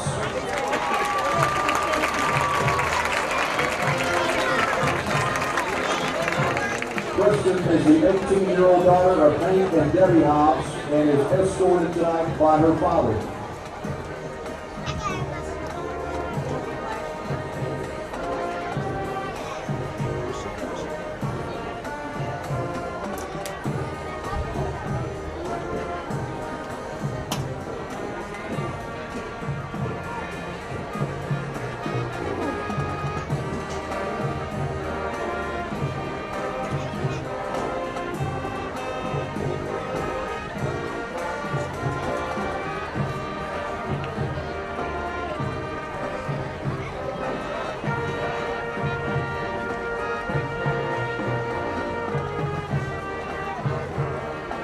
behalf of the Jeff Davis High School principal, Dr. Cecilia McClung, and the Jeff Davis High School Student Council, it gives me great pleasure to introduce to you the 2015 homecoming court. Representing the freshman class, Miss Shelby Kearns.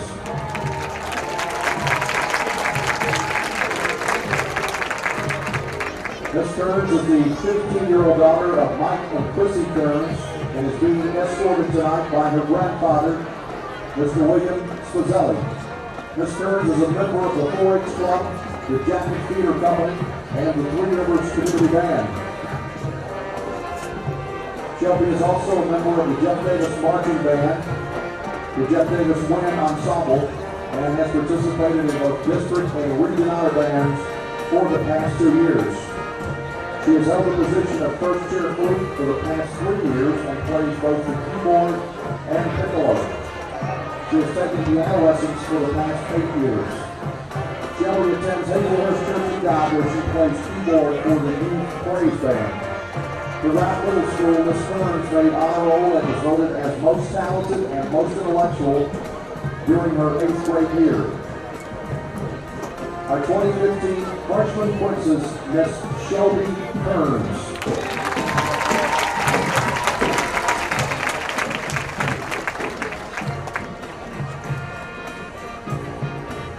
Representing the sophomore class is Miss Sophie Laura.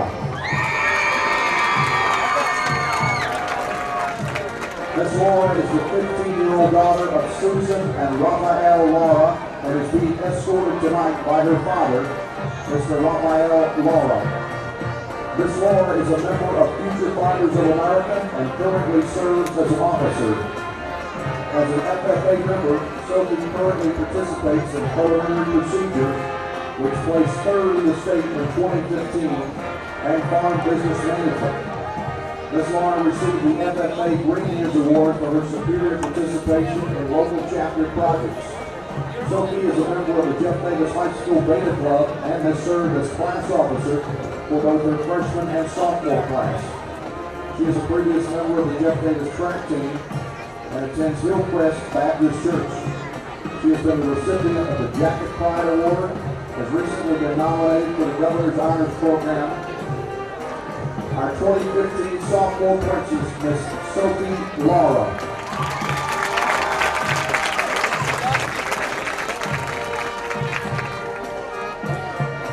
Representing the junior class, Miss Madison Carlock.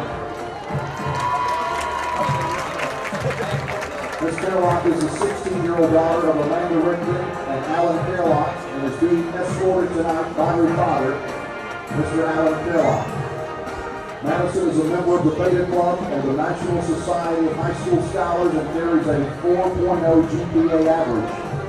Ms. Carlock has been named to the Jeff Davis High School Honor Roll for 3 years. She has received top student awards in French her sophomore year and in English her freshman year.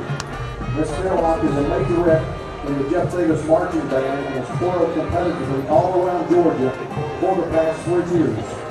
She works as a twirling instructor in the city's Twirling and Dance Academy, teaching her young twirlers. She is a member of the Faith Chapel Church of Douglas.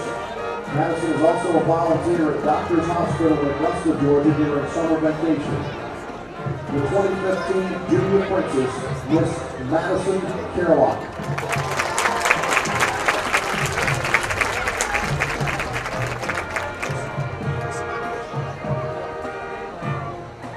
And now our senior representatives. Senior Representative Miss Hope Beck.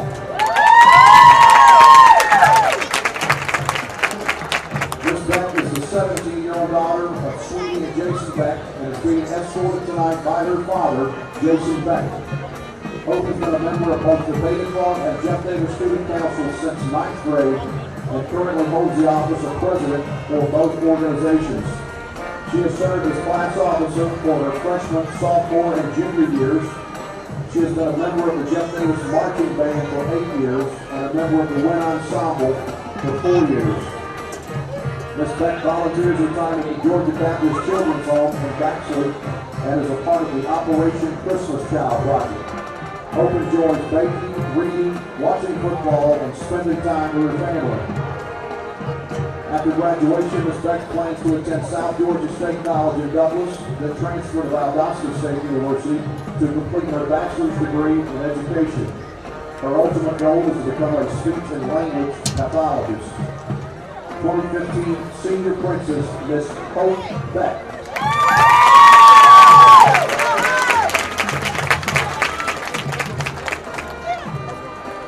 Senior Representative, Miss Vanessa Chavez. Ms. Chavez is the 17-year-old daughter of Rafina and Federico Chavez and is being escorted tonight by her father, or brother rather, Fernando Chavez. Ms. Chavez has been a member of Jeff Davis High School chapter of the Family Community Career Leaders of America for 3 years and has recently participated in the September Community Project. FCCLA members make pledges and deliver them to our local first responders, including fire, sheriff, and police departments, and EMS members as a small token of appreciation of their service to our community. Vanessa is an avid soccer player and is a member of the first ever Jeff Davis High School soccer team, which will begin competing in January. Ms. Chavez is a past member of the Jeff Davis track and field team in which she competed in the 1-mile run. Vanessa attends the Good Shepherd Catholic Church. Ms. Chavez enjoys spending time with her family and friends. Ms. Chavez's future plans following graduation are to attend Southeastern Technical College in Vidalia with Southern Nursing. Vanessa plans to graduate as a registered nurse and work in a doctor's office or hospital setting. 2015 Senior Princess, Miss Vanessa Chavez.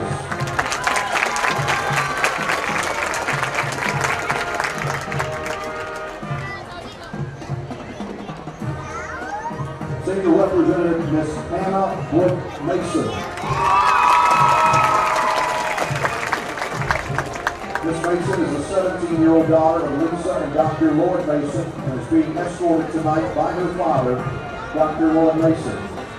Hannah has been on the competitive Jeff Davis cheer squad for 3 years and a part of the region champion cheer team of 2013. She has been a part of the track and field team for 4 years and has been a state finalist for multiple events each year. She has been a member of FFA, Beta Club, and Jeff Davis Student Council for all 4 years of high school. Ms. Mason served as freshman and sophomore class vice president and junior and senior class president. Hannah was named the student ambassador after traveling to Europe in 2013 and has traveled to Jamaica and Haiti on mission trips. She has maintained a 4.0 average and has been on the honor roll all 4 years of high school and received the Georgia Certificate of Merit in 2014. Ms. Mason is a member of Southside Baptist Church and enjoys playing piano and spending time with her family. After graduation, Ms. Mason plans to attend college and pursue a degree in the medical field. 2015 Senior Princess, Ms. Hannah Brooke Mason.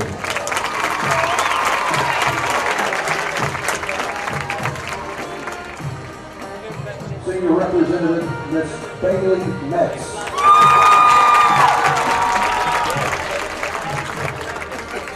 Ms. Metz is a 17-year-old daughter of Donna and Roger Metz and is being escorted tonight by her father, Roger Metz. Bailey is a member of the Jeff Davis softball and basketball teams and is also a member of the Fellowship of Christian Athletes. During her sophomore year playing softball, Ms. Metz received the award of Honorable Mention All-Region and her junior year First Team All-Region. Her basketball awards include 9th, 10th, and 11th grade Best Defensive Player Award. She has also received the weightlifting award her sophomore year and the AP Chemistry Academic Award her junior year. She was voted most talented junior superlative by her 11th grade peers.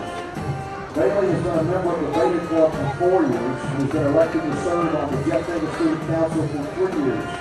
Ms. Metz is a member of the First Baptist Church of Hazelhurst and enjoys spending time with family and friends. After graduating, Bailey plans to attend Georgia Southern University to pursue a degree in exercise science, followed by furthering her education at the Medical College of Georgia in Augusta for a degree in occupational therapy. Her desire is to follow God in every decision she makes. 2015 Senior Princess, Miss Bailey Metz.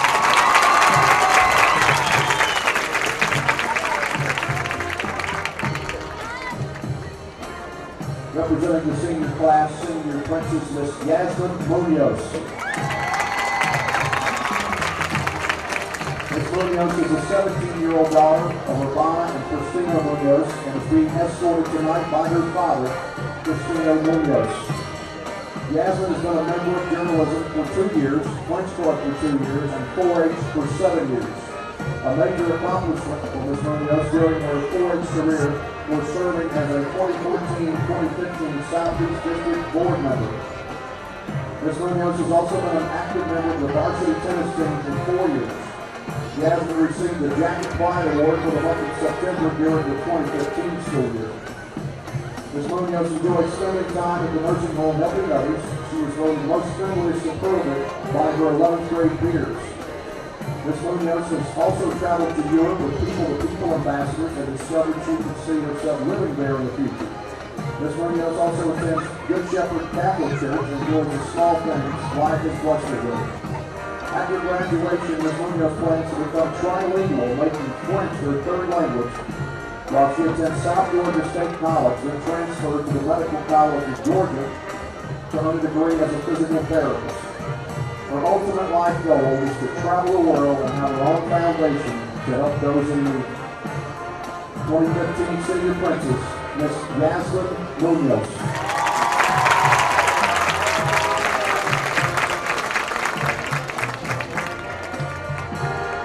Senior Representative, Miss Madison Tyre.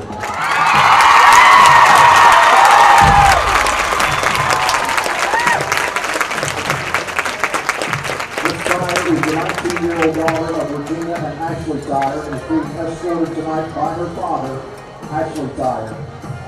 Madison has been a member of the Fellowship of Christian Athletes for 3 years and a member of the Jeff Davis Marching Band for 2 years.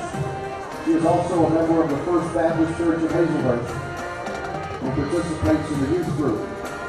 Ms. Tyre has been a past recipient of the Jacket Pride Award and has been on honor roll in 9th, 10th, and 11th grades. Madison enjoys listening to music and to revival and spending time with her family. Madison's future plans are to fulfill God's purpose in her life if she is considered becoming a translator or a Christian counselor. And if she lives her life verse, I can do all things through Christ who strengthens me.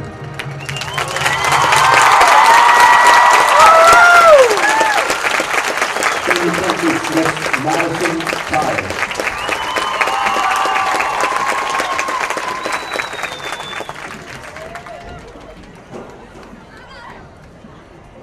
Ladies and gentlemen, on behalf of Jeff Davis High School, I present to you the 2015 Homecoming Court.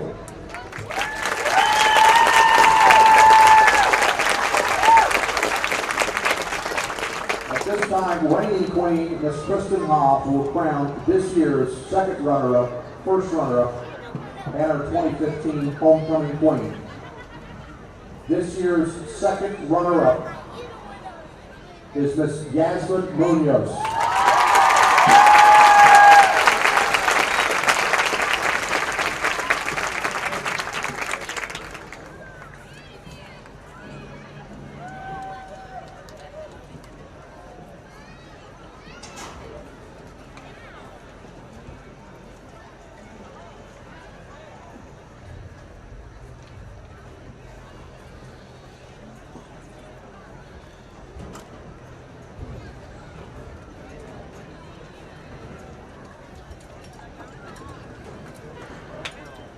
This year's first runner-up, Miss Bailey Metz.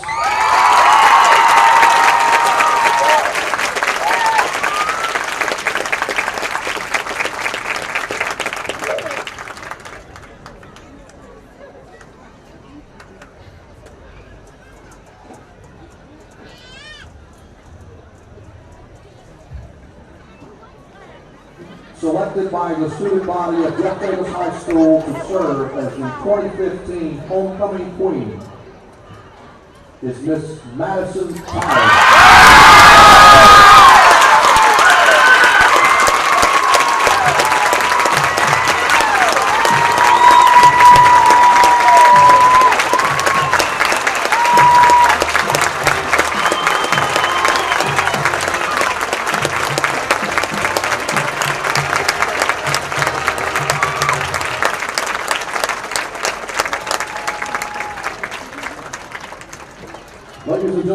2015 Homecoming Queen and her courts. On behalf of the Diamond Gallery and the Chavis family, we proudly present to tonight's Homecoming Queen, Miss Madison Tyre, a personalized pendant and chain as token of her achievement and honor. And congratulations from the Diamond Gallery. The Student Council would also like to thank Miss Myra Rentz for her time and effort in creating the beautiful sashes the girls are wearing tonight.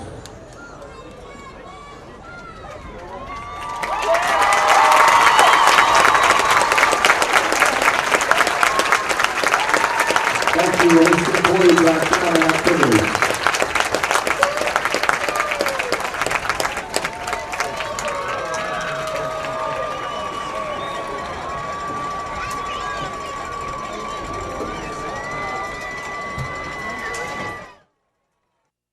Miss Madison Tyre, is that how you say her last name? Madison suffers from cerebral palsy and is also blind from birth, and just won the homecoming court. Want to congratulate her, and just an outstanding young lady. And she puts her faith and trust in God, and it was just a very special moment. It's one of the things that I love about sports. And me and the Rev are kind of at a loss of words. We're trying to hold it together here. So let's talk football. We're going to go down to our family vision care, eyes on the field. Shane Bennett has our first half stats. Well, guys, let me reiterate on what you were saying there. Yeah, that's why it's good to be an American, Yes. like you just said. But no, Bacon County, 192 total yards. Jeff Davis, 171. We had passing, on the passing side of the ball, we had 11 for 17 for 143 yards. And on the running side of the ball, which is where we usually our bread and butter, 13 carries for only 49 yards. And that's what thing they talked about at halftime, that we got to get back and start what we were doing the first part of the year, what we did against Pierce County, and what we did the first half against Long, is just get that horseman, get what we do, run the ball. Whether number 7's in there or not, we got to be able to run the football. If we're going to go anywhere in the playoffs or do anything else, we got to get that down and get that established. And on Jeff Davis' side, they had 171 yards total offense in that first half. They had one passing attempt, one completion for 19 yards, 28 rushes for 152 yards. So they've got what we normally do in the first half in rushing for a total of 171 yards. But we just got to get back after it. That's what Coach Kofer was talking to him about halftime, that we're doing some good things, but we're also doing some things that we need to be doing a lot better. There's no excuse for that buck sweep where we having a 4th and 7 and letting them get that. We got to make those tackles. A lot of kids stepping up in the locker room, talking it up, and coaching each other. It looked good to see that. I hadn't seen that in a while with them. We still don't know what to see in the second half, but it looks promising right now. Thank you, Shane. We appreciate very much that sideline report brought to you by Family Vision Care. Matt, as we were talking, Jeff Davis is down in their end zone. They're huddling up. It looks like they're fired up and ready to go, and we're throwing the ball around. Things that I'm seeing, though, out of Bacon County, looks like we're ready to play, but about every other player is limping. I don't know. Evidently, the game last week at Bryan County, coming off an open date, looks like we still got some ankle injuries and some little bugging injuries. They just slow us down a little bit. We are a banged-up team. That was a big physical game last week where, quite frankly, we've moved past it, and but we got beat up pretty heavy. So far tonight, we've been able to be physical on the defensive side of the ball, but just like Shane said, we need to establish a running game here because you know as well as I do, those passes can turn into interceptions real quick. Passing is definitely a higher percentage or lesser percentage of a play. Running the ball is good. We got some stats but some scores from around the area. Cook County 28-0 over Applin at the halftime. Pierce County 27-7 at half over Toombs. Coffee is reported in multiple places 13-0 from Brunswick. Got a text, unsure if that's Coffee or Brunswick. It's ahead, but we are reporting Coffee 13, Brunswick nothing. Ware County 13-10 at half. Telfair 20, Atkinson County 6. Turner County is losing to Clinch County 20-8 in a big Class A region matchup. Brantley County 27, Tattnall County 21, and Benedictine 13, Vidalia 3. Long County overgrows 28-0 at half, and Irwin County 28, Lanier County Nothing. They're going to do a little we're going to do a little pooch kick, and it falls. And did we recover it? Bacon County gets on the ball. It looks like maybe not, as we did a little pooch kick, and their guys just kind of looked at it. Their front line. And Bacon County ball. And what a huge turn of events here to open up the second half. As I don't know if Aubrey just flat out missed that ball. It was not an onside kick. It was a little pooch kick that went probably, man, I don't know, 7 or 8 yards. You're looking down there hard. You see something? Well, it had to be 10 yards. It looks like it wound up being about a 14-yard kick. It's got to go 10 yards for it to be considered live. It actually hit it about 7 and rolled. Right, it did. And they just looked at it like, what are we playing football, or are we back in the second half? I don't know if it was planned or not, but it sure was great. Worked out for us, 16-7, and we get the ball back. Send Xavier Hayes in motion, and Aubrey's pressured, and he floods the pocket and throws it, and what? It's going to be caught. What a catch by Ignacio Williams at the 30-yard line. I keep wanting him and Demetrius to be brothers tonight, but big man, Ignacio Washington falling out of bounds. That was a makes great an catch. NFL-like play, catch with 2 feet in, not just 1, but 2. He said, I'm going to step up tonight. 2 big plays by Washington tonight already. It's good to have that young man. He brings something to the team. He sure does. He's just electric. He can fly, and he's got good hands, too. Trips to the left. Aubrey going to take the snap and drop straight back. He's got some protection. He's got a man wide open and just underthrown, as he had Demetrius Williams running wide open. And that was a bad-looking play. And we know Demetrius went down as he planted, and it just didn't work with him. I don't know what is going on. Nobody around Demetrius. Good. And some of our guys are taking a knee. Demetrius does have knee problems, we know, and everybody's huddled up around him. And with that, we're going to pray for this young man. We're going to take a quick break and go back to the studio. You're listening to 93.5 The Eagle. In this moment, it doesn't matter if you save money in 15 minutes or if your neighbor has the same insurance that you do. What matters right now is the quality of your independent insurance agent and the company that stands behind them. Auto Owners Insurance. Bennett and Johnson Insurance Agency in Alma is your local independent auto owners insurance agency.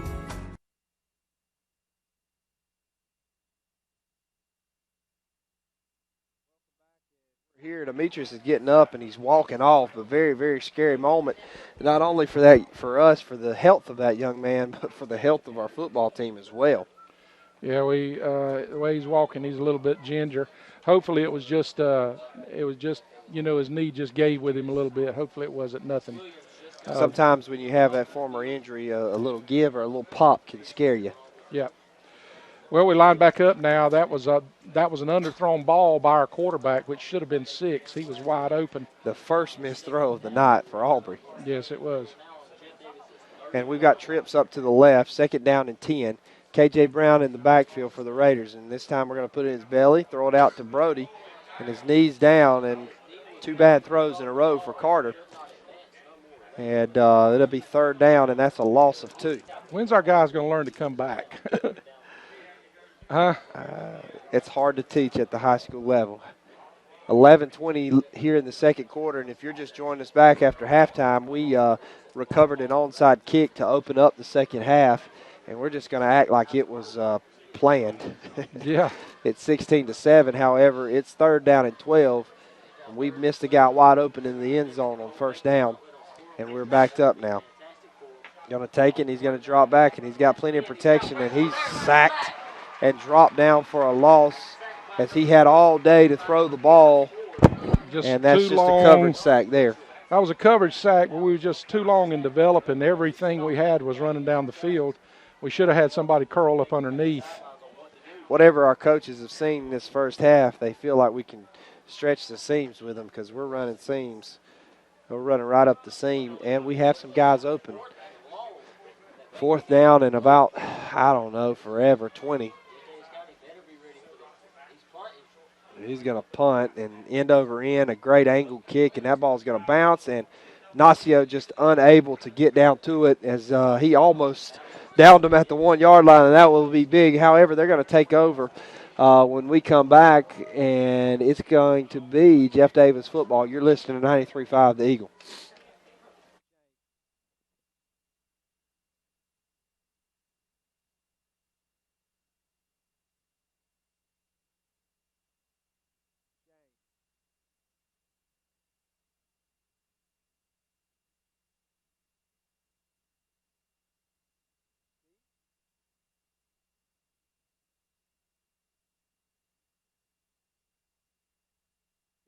Caught up.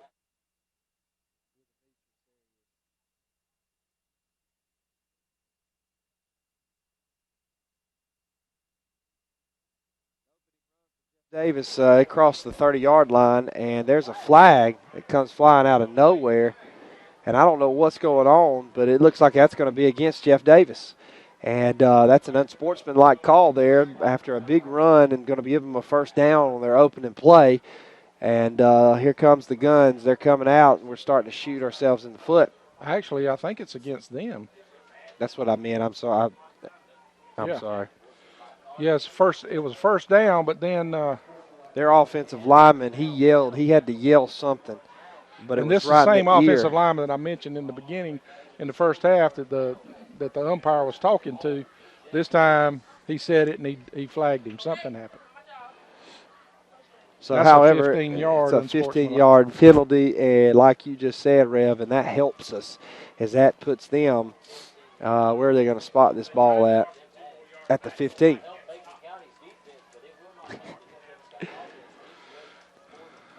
10-24 here at 16-7. Kind of stuff's frustrating as a coach when you got one of your players that does something like that. Number 77, Trenton Mathis is the one that's called, and he's a senior. So here comes number 7 to the line for Jeff Davis. They're on offense. We had a 4-4 set. Got to take it, and they're going to hand it to their fullback. He's got a hole and a gain of 5 and brought down maybe 6. It depends on the spot. It'll be second down for the Yellow Jackets. He had a hole, and it closed really quick, though. And he was holding that ball out there. Maybe we can create a turnover here. They're going to rush to the line now and try to speed it up, it looks like. And this time they're going to hand it to their fullback, and he bounces outside, stiff arm, and he drugs a guy down by his helmet, his face mask. Trey Stewart, and a little chatter going on down the sideline. Yeah, it looked like he stuck his hand in to do the stiff arm, but he grabbed him by the face mask and shoved him down. So that's a first down for the Yellow Jackets, and we're under 10 minutes here in the second quarter. They're going to come to the line, and they're just still running that ball, running that wing tee just methodically. And there he goes. He bounces outside again, and there he comes and makes a move or two. And he's dragging folks, and he wants to win tonight. It's his senior year. Our outside linebacker cut him back inside, but Wesley Cawthorn, number 32, he's got to be able to disengage from a guy like that. He just really got blocked on the edge like that. I don't know what it is. Instead of letting them come to us, we got to learn to attack them when they're coming out there. We got to punch them in the mouth rather than let them take it to us. We just got a lot of young guys that play at our cornerback position and our safeties position, and they don't come downhill like we're used to seeing Drell Green and Tron Folsom do. That's what it boils down to. Going to take it, and he's going to hand it to their fullback, and just the same play, and he's just running folks down, and that's the kind of stuff that aggravates you a little bit. I'm sure it's killing the coaches, but the four same exact plays to the fullback, ran in the same hole off to the left side, and it looks like it's a first down, and we're going to take a timeout to make an adjustment. And you see me holding the hands up. I don't understand how 4 times somebody can run something and you not even come close to stopping it. And I'm not talking about from a coaching standpoint. I'm talking about from a player. Well, we're so nicked up. We've got people that haven't played all night and hardly haven't played all season. With Demetrius going out, we're just trying to keep fresh bodies on there. And quite frankly, it's starting to tell on us. It's starting to tell on us. Speaking of that, we're going to try to go down to our Eyes on the Field, brought to you by Family Vision Care. Shane, can you update us on Demetrius' status? Doesn't look like Shane hears us. He's actually over there talking, so Jeff Davis is ready to keep it rolling. Guys. Oh, okay. On Demetrius, coming back in on that, when he made the turn, he said he buckled his knee, went down under him. They're evaluating him right now to see how serious it is. I don't know if you can see over there. He's running around trying to work on it and seeing if it's going to be okay. There you have it on that. Thanks, Shane, for keeping us updated on that. That's a big-time player for the Red Raiders. However, it's first and 10 for the Yellow Jackets, and they're getting yardage by the mass here. That's a gain of about 8, and comes across to the 35-yard line. And they're just running at will right now. KJ Brown has to step out. Helmet came off and brings in Xavier Hayes. Xavier is our wide receiver and backup middle linebacker. So there you go. They're going to hand it, and they're going to try to go outside. Wesley Cothran with a good play. And he's fighting, and he breaks free, and that's a touchdown. Touchdown, Jeff Davis County. A nice run there by Jalen Kirby. And there you have it. We stopped, and he didn't. Yeah. Everybody's waiting for the whistle to blow, and that right there is just uncalled for and unacceptable. Yep, that was an effort play on the behalf of Jeff Davis, and that's a touchdown, and that's going to bring it to 16-13, and we're going to see if Jeff Davis elects to go for 2. They're lined up, and it looks like they're going to attempt the extra point. As Rev has mentioned, their quarterback is their holder, and number 17 in is to attempt the extra point. Snap is off, the hold is good, the kick is up. No good. And it's no good to the right, so that's going to be a 16-13, a 3-point ball game, and if we've got to come down to a field goal, I like our chances. 8:40 here in the third quarter, and Bacon County's on top 16-13. You're listening to 93.5 The Eagle.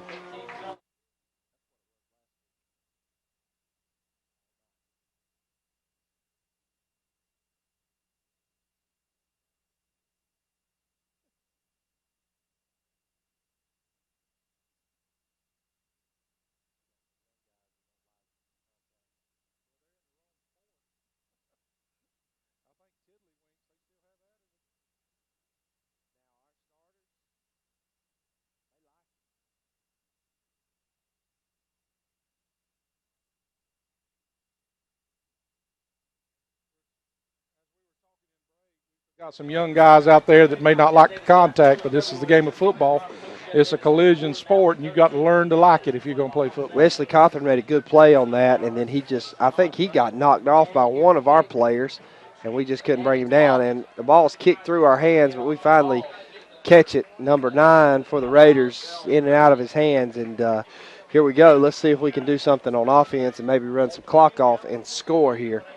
Bacon County's back. It's been an offensive battle so far tonight with 2 teams. You expect it. Quite frankly, I didn't expect it out of Jeff Davis to be able to run at us like that.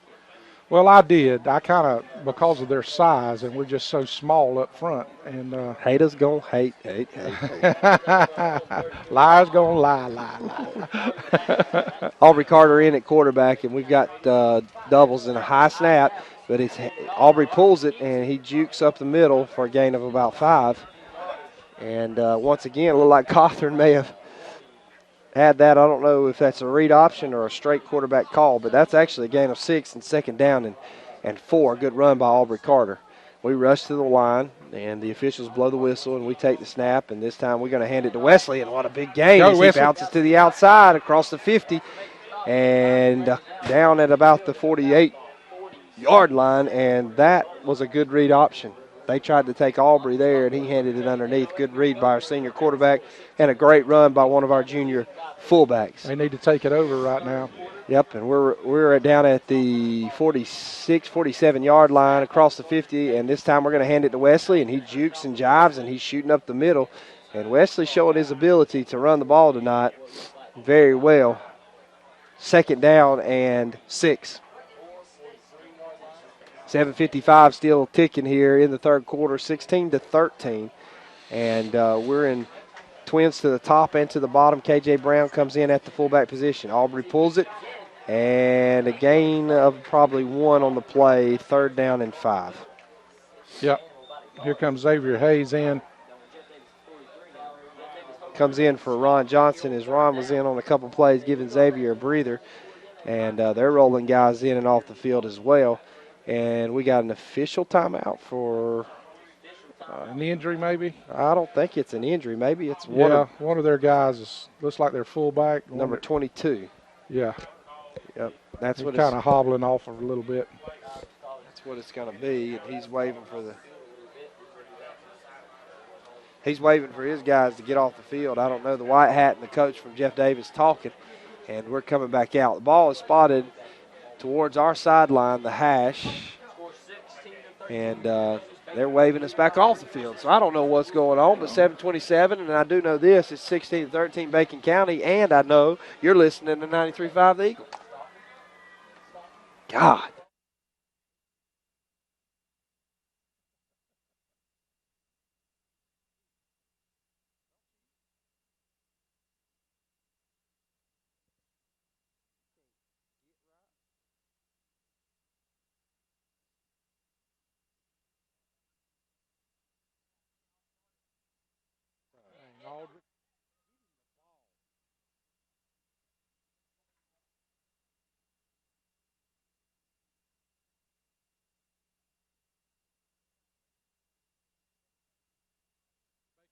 Hurry up offense.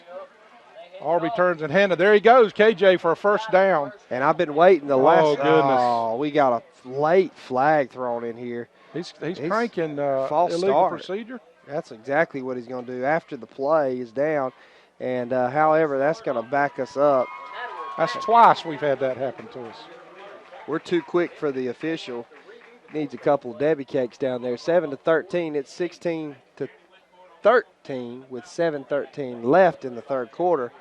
And it's fourth down and long now. We'll have to kick. Yep. We got to kick it. We can't afford to. But I don't know. Coach Ken Kofer, you never know what he's going to do. He's a riverboat gambler. Yes, he is. Now, we haven't stopped him tonight yet, maybe one play or so. They've only had the ball for 4 series, so we've stopped them one. And we're going to empty the backfield with Aubrey Carter stepping back at the 50, and he's going to kick it. And he does that end-over-end kick, and it takes a bounce and out of bounds at the 10-yard line. And that has been our, well, I say it's been our friend, but they've drove the length of the field all night long. They have, but they didn't score the last time they went 90 yards. But right now, I'm all in favor of the clock just continuing to run. We've got to do something here, see if we can stop them. What do you do on defense? Well, we got to get some not fresh bodies. We got to get some able bodies out there. I mean, we got our two best players, Demetrius Williams and Jacob Carver, that are just almost past going, and they're good on the offensive side, but they're our force on our defense, and we're just not able to set the edge. We're small and undersized on the front, and we're just not able to stop their pound game. So here we go. He's quarterback's under center, and he steps back to look over to the sideline to get the signals. And we're going to see what Jeff Davis can do on this drive. They're going to take it and hand it number 22, and that's just a big hole. And just nobody to feel the same run again. I think we showed our blitz too early there. We're walking up, and they're going to the other side. I don't if that's the case or not, but they're running the same play. They are literally running the same play. And you're tired of hearing me say the same thing because I'm tired of watching the same play run right at us. See if we have an answer for it. And we do, but we just run right into their hands and across the 30, and we have no answer for them. We have no answer. We're walking up our outside linebacker, but we're just walking him right into a kick out. Yep. They kick him out. They fold it under, and he's off to the races. Our defensive coordinator's got to do something. We got to do something. We're calling the timeout. He's frustrated over here. We're calling the timeout. Coach is trying to do anything. Let's go down to Shane, our family vision care eyes on the field, and Shane, there seems to be some frustration maybe or some confusion on the sideline. Can you talk to us about it? We are 6:25 Yeah, just a little on defense. You were alluding to it earlier. We got a lot of new guys coming in and out of the game. Demetrius may not be back today. He's got swelling coming up on that outside of the knee, buckled it when making that turn down there. So we got a lot of fresh meat out there right now trying to get in and do the same thing. But these guys practice it all week long. It's nothing new to them, just the fact of being out on the field, I think. Thank you, Shane. You practice and practice and practice it. I hate to hear that about Demetrius as we watch him. He's hobbling off. If I had any advice to him, it would be sit down and put some ice on your knee, young man. Yeah, if it's swelling up, he's already had knee injuries. We just wish him the best, and that's a big blow to us as now our two big guys, Demetrius Williams and Jacob Carver, out of the game for the Raiders, and it's going to be up to some young guys to grow up here tonight and make some plays. We still have K.J. Brown and Anthony Madison in there. Actually, I don't see Anthony in there right now. And we meet him in the backfield, and finally Big Dakota Screws drags him down at the 30-yard line. And finally a play. Finally we stop it. Now they're going to run it to the other side. It's good to see Big Dakota in on the play, and that brings up 2nd down and 10. I tell you what, I'd bring the whole house. Wouldn't you? Until we get some linebackers and to field, it doesn't matter, and that's exactly what they're doing. They're going to the other side, and they brought in their stud, number 35, Walters. Let's see how we're going to do it here, and they're going to hand it to Walters, and number 73 beats him in the backfield again. Good play by King Peterson. And there you go. There's some senior leadership stepping up because that's 2 plays in a row. Somebody said something to him. Akeem's been a stalwart for us for the last 2 years. I was looking for Anthony Madison, and they've moved him. He's been on the line all night long. I've been wondering why he hadn't been on defense, but he's been down on the line. That's a new position for him. And we're talking about a lineman that weighs about $160.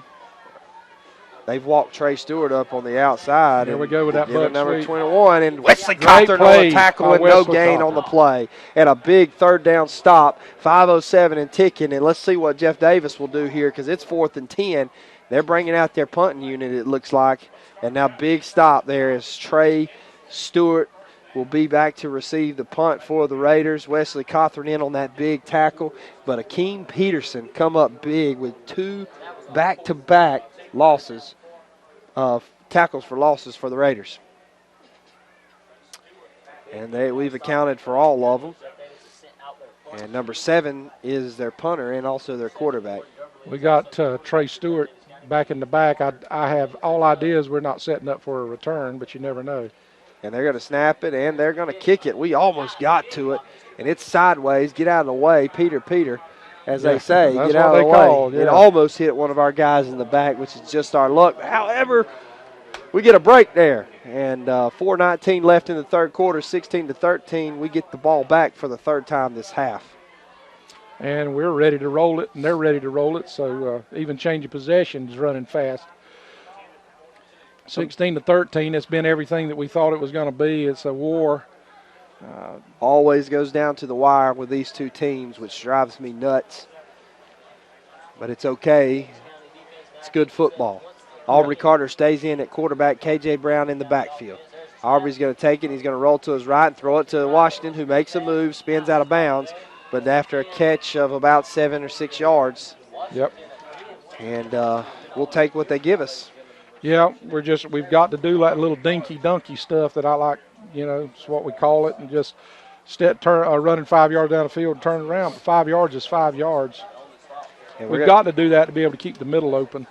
And they're going to take it this time, and Aubrey's going to pull it, and he's got some room and a 1st down for the Raiders. Very close. I don't know where they're going to mark it. Very close. It looks like this side judge may have given it to us. Wow, yes, he 1st gives down. Us an extra yard. Yeah. But that's why you have these 2 side judges. The other guy was going to mark us short. This guy marks us across, and we hustle to the line. We stay in our ace package. We've stayed in that. We're spreading them out, trying to get in that middle, but they got some big old guys down there. They're going to pull it this time, and number 44 and number 22 stops him for a loss on the play. Aubrey should have handed that one. Aubrey should have handed that one that time. He's probably about 75% on his reads for tonight. That was one that probably should have went. Very hard, very, very tough. Jeff Davis is big and strong, and we're fast. Yeah. KJ Brown's played a lot. Xavier Hayes is in the slot, and they're going to send him in motion across the 50-yard line, and we take it. Jumped a little early. We throw it down the seam, and this time it's complete Great to catch Brody by Fitchett. Brody. And we got away with one there. Sure did. KJ moved, and the umpire didn't call it. But it's okay. Good protection by Aubrey. Good job by KJ picking up that outside linebacker. What they're doing is they're spying Mr. Carter with that linebacker. They're two linebackers. I wouldn't say it's spying. It's actually the key. They're going to double team Inacio here. And I hope Aubrey's seen it. He didn't, but he pulls it down and runs it, and he's scrambling, makes a move or two. Hold on to the ball. Good job. Way to tuck got it, a gain Aubrey. of 10 and a first down. Good play by our quarterback. That's what you got to do. He actually had Xavier breaking up late. Did you see that? Yes, he had some people in the backfield. He did a good job of. He probably could have stepped up in the pocket and hit Xavier. However, for some reason, somebody has told him to run the ball because he has done that tonight. And right when the collision was about to happen, he rolled that ball back up underneath his belly. He's going to take the snap and hand it to K.J. Brown, who's up the middle, breaks a tackle, and that's why it's important to hand him the ball. Crosses. And our coaches are very, very, very, very, very upset. And we've got a player down, big number, I don't know, is that 84 or 34 for Jeff Davis? 34 is down for Jeff Davis, but also we've got our fullback, K.J. Brown, that they just bent over double when they had him stood up, and he's hurt. And Coach Kofer is giving him an earful. He is hot. He's giving this referee crew, he's giving them a whatsoever. I'm telling you, he's giving it to them. That's right, and so we're going to take a break as we've got two players down from both teams. We've already lost two of them tonight. We don't need a third player to go down. You're listening to 93.5 The Eagle. In this moment, it doesn't matter if you save money in 15 minutes. It doesn't matter if your neighbor has the same insurance that you do. What matters right now is the quality of your independent insurance agent. Glad you're okay, Sarah. We'll take care of everything. And the company that stands behind them. Thanks so much for your help. No problem. Auto Owners Insurance. Bennett Bennett and Johnson Insurance Agency in Alma is your local independent auto owners insurance agency.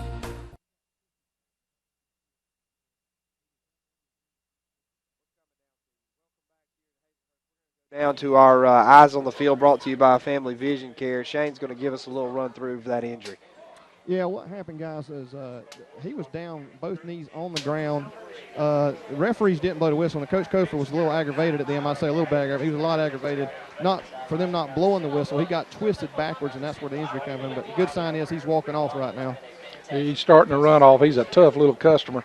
K.J. Brown, do you remember the night he grew up on our field? He was a young man and come in, and out of nowhere he just laid the wood to a guy. We looked down at our roster, you and Tried Lance. to find him. Looked down at our roster and look, and ever since then he's been making plays like that. And that brings in our fourth fullback, Wesley Cothran, who could be a first string for a lot of teams. And we're going to take it. We're going to hand it to Wesley. There he goes, he's got a hole, and turning, he spins spinning, and runs down to the 5. Rumbling, bumbling, stumbling in the frozen tundra. And that's going to be a first down. Yes, First and goal for the Raiders.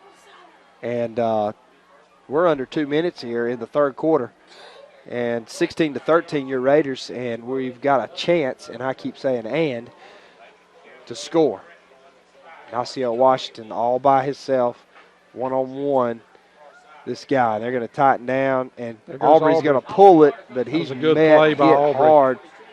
They hit our fullback in the backfield. Aubrey pulled it out of his belly and made something out of nothing and got a yard. Ball's on the 3. It's going to be tough sledding right down here. We need the sprint option or something. We need to get it out wide. Good opportunity to roll Aubrey. And if we can set the corner, he can walk in untouched or dump it to one of our wide receivers. Done a good job this year of throwing the ball around. We've got a great fade over here to Ignacio. And he does it again, and he's dropped. And there's a ball. It's a fumble on the play, and Jeff Davis gets it. They met us in the backfield, and their stud and their go-to guy, Garrett Walters, recovers the football. And a crucial turnover by Jeff Davis. Jeff Davis blitzed in and hit us right at the point of attack, and that's the second time in a row that they've done that, and that is huge. That is could be a huge momentum changer. I don't know why we keep trying. When we saw what was going on, why we keep trying to go that way. I know we drove down the field doing that, but it was just time to go out something wide because they were selling out to try to stop us up the middle. However, the turnover huge with 1:24 left in the third quarter. It's 16-13. Jeff Davis on their 6, and they're going to hand it and get to the outside, and they're holding our guy. And he's got the corner, and there's nobody but Trey Stewart around, and he makes Trey miss. And we finally bring him down at the 45-yard line.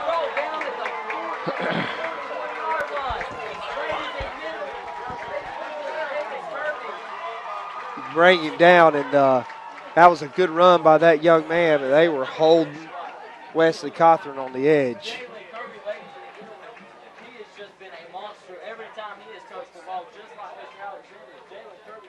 Now they're bringing in Garrett Walters, and he's just going to pound it up the middle. This is 2 weeks in a row we have no answer for an outside running game. It looks like Jacob Carver's back in the game. He's back in at middle linebacker, and this time they're going to give it to Garrett, and there's nowhere to go. Carver in the middle. Just the fact that Carver's on the field makes good play by Big Dakota Screws, senior. Makes an offensive coordinator look the other way. Yeah. I just hope he doesn't hurt himself further. Some scores, 35-0 over Cook over Appleton. Pierce 34-7. 16-13 here, and they're going to let this clock tick on down. And I guarantee you they're going to take their time at scoring and try to keep the ball out of our hands. A crucial fumble by our senior quarterback down on the 3. Nobody there, and Anthony Madison drags him down. Great play. And a loss on the play. As you see big Jacob Carver coming in there, he just disrupted everything. A busted up play, and that's going to bring us to the fourth quarter. Here it's 16-13. The Red Raiders are hanging on for dear life and shooting ourselves in the foot left and right. We're going to go to the fourth quarter. When you come back, you're listening to 93.5 The Eagle.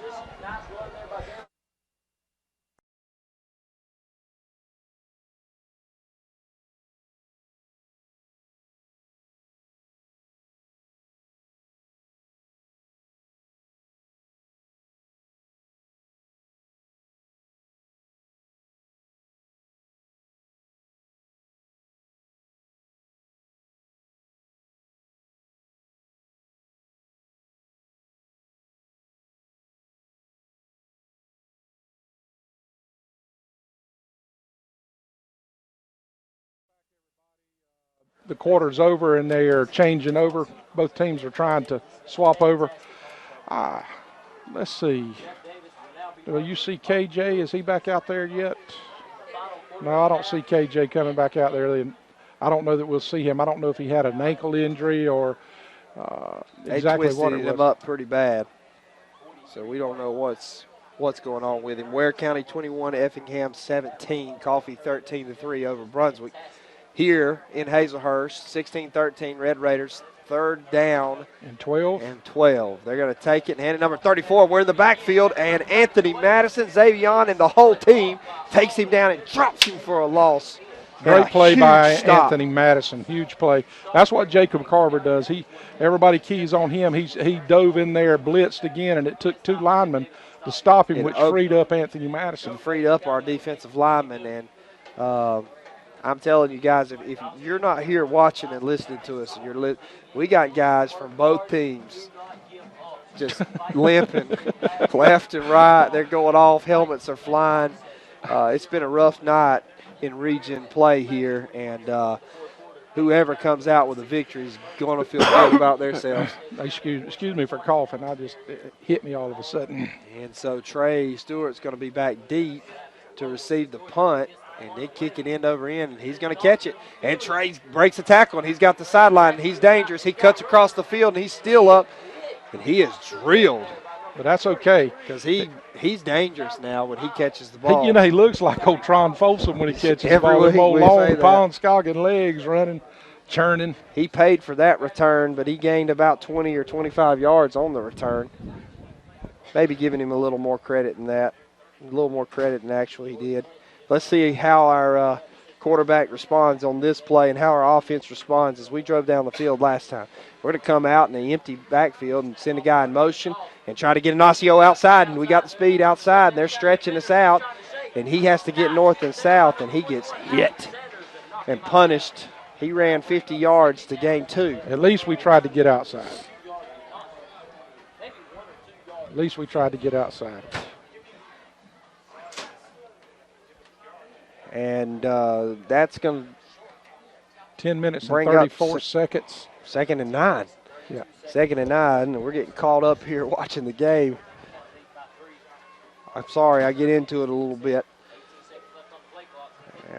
Quarterback number 11, Carter, is looking to the sideline, and we're running low. He's still trying to get it, standing at about the 30, and he takes it, and he drops back, and he's got time, and he's going to run up in the pocket, and he's got some green grass, and he needs to get down. They're doing a good job covering this as they're just dropping back into zones. They're not going to give us much of anything. a little bit slow getting up, hobbling a little bit. 3rd down and 5, and they're taking a beating. Jeff Davis is big and physical. We're small and explosive. And it's going to be 3rd down and 4, and this is a big 3rd down for both teams. Jeff Davis has the ability to run 9 minutes off of this clock. Sure do. And we need to score. I'd feel good with one more score. And there Wesley Cawthorn with a big gain, and he's across the 50, and what a run by Cawthorn. As it has been timely, man, for that was Wesley a great Cawthorn. hold. That may have been the best blocks our offensive linemen have done all night. We're expecting us to throw the ball. A good cutback by Cawthorn caused them linebackers to slip. They were following the pursuit, and Cawthorn cut back. He's going to take it now, and Aubrey's going to pull it, and he goes forward for a gain of 1. What we got? Come on. We got a it's penalty. against us. They're throwing a flag. We go too fast sometimes for the officials. Nah, this is going to be a personal foul or going to be something against our number 56, maybe. I don't know. George Looks Lopez. like we're clapping, maybe. We're going to see what happens. See what happens. Face got a mask. face mask. Face mask. You scared me there, fixing to get mad. Against them, yeah. And that's going to be just a 5-yard face mask, it looks like. I'll take it. Yeah, we'll take it. It gets a little bit closer. And that's exactly what it is, an incidental face mask, and it's going to be 1st and 5, and that clock is still ticking. And we need to get in here and score, and then the clock needs to get on steroids and just take off. Yeah, they finally stopped the clock during the penalty. And he kicked off a couple seconds for us, and that's good. He's dropping straight back, and, boy, he's got coverage, and he throws it deep. And Ignacio tries to go up, and that was good coverage. Well, they're just dropping back in zones. I mean, they got three people back deep. I mean, Ignacio, I'm telling you, I'm looking down here at Legondrick Snell, and when Aubrey does that, if he looks back and looks to Ignacio's way, he's got Legondrick for a 20-yard gain every time because the guy's just way They are off. not going to give up the big play, and here comes Jacob Carver in and Anthony Madison out. They do not want to give up the big play. 2nd down and 2, and Carver going to get the ball and tote it and fall across for a 1st down. Ball at the 35 and a 1st down. Yep. For Bacon County. Hey, 16-13, we're still up. But can you imagine what this game would be if we're healthy? Well, they may can say the same thing. I don't know. Yeah. But I do know on our side, we look like a mash unit. I do know what number 7 would do. And I do he'd too. have about We do. 3 We all of them. do. And he is just hobbling, and a pass is high as he had Legondrick Snell open, and Jacob just cannot move. To be honest with you, not only is Jacob the best player on our team, he's one of the best players in South Georgia. Everybody knows it. I mean, when you're 6'1", 230 pounds, and run a 4.5 40, and you love to hit people, that's just something, It's something that you can work with. Scouts love to see it. And it's 8-16, as that was an incomplete pass, 2nd down to 10. He had Snell open. He did. He just sometimes when you throw to couple, Snell's a little short guy. It's hard to throw to short receivers, I would know. They're going to give it to Jacob, and he runs, and they try to take out his knee, but he falls forward to the 30 for a gain of 5. And boy, this is just wheel right here. This is just Jacob willing. At some point, the coach's wheel needs to overtake. This young man's got a future, and he can't even hobble. Aubrey going to take Aubrey. it, and he shakes, and he trying to get a second effort. He may have got it. He's close. With the second effort. He's close. What we were saying before the play, at some point you got to get the young man on the sideline. He can't. He just can't move. First down, Bacon County. Huge play by Aubrey Carter. And look, KJ's back. KJ Brown's back in. That's good news. Good to have him in. Anthony Madison has done some running, but not a lot. Probably didn't practice much at the halfback position. Aubrey's going to take it, and he's going to roll out, and we'll get him outside the pocket, and he throws it. He's got a man open, and that's Snell, and what a move by Snell. And that just shows you his athletic ability. We need him to grow a couple of inches, and he can be a threat. They say he's got the best hands on the team. We seen that when he leaned back on a slant route and caught it. You remember that? I do. That was against Charlton County, I think. Speaking of that, we're going to be naming our ATC broadband play of the game. We're going to have Coach interview with Coach Kofer. Right now, Aubrey takes it. He rolls to his right, and he's got a man. He just couldn't get it to him, and he throws it on scrambling, and he gets hit hard. He gets hit hard, and, boy, I tell you what, they're big, and he's slow. He hit his ribs. He fell down on his ribs on that play. He may have just knocked the wind out of him. Probably did. He's going to get up, but we're going to roll, keep him in here. 6:58 left. Thing about throwing the ball, it stops the clock. 3rd down and 3. 3rd down and 3. Whatever we do, we just need to hold on to the football right here. Big number 7, Jacob Carver, back in. And we're going to see. They're going to take it, and Aubrey's going to pull it. He's got the corner. He's got the edge. Good. First down and goal for the Raiders. That, my friend, is what you call intestinal fortitude, or what some people would call good old-fashioned set of and guts. We've got another player down. This time it's for Jeff Davis, as we were fixing to roll in a fresh group of backs, and this has been a slobber knocker kind of game. 6:51 here in the fourth quarter. Bacon County 16, Jeff Davis 13. You're listening to 93.5, the Eagle.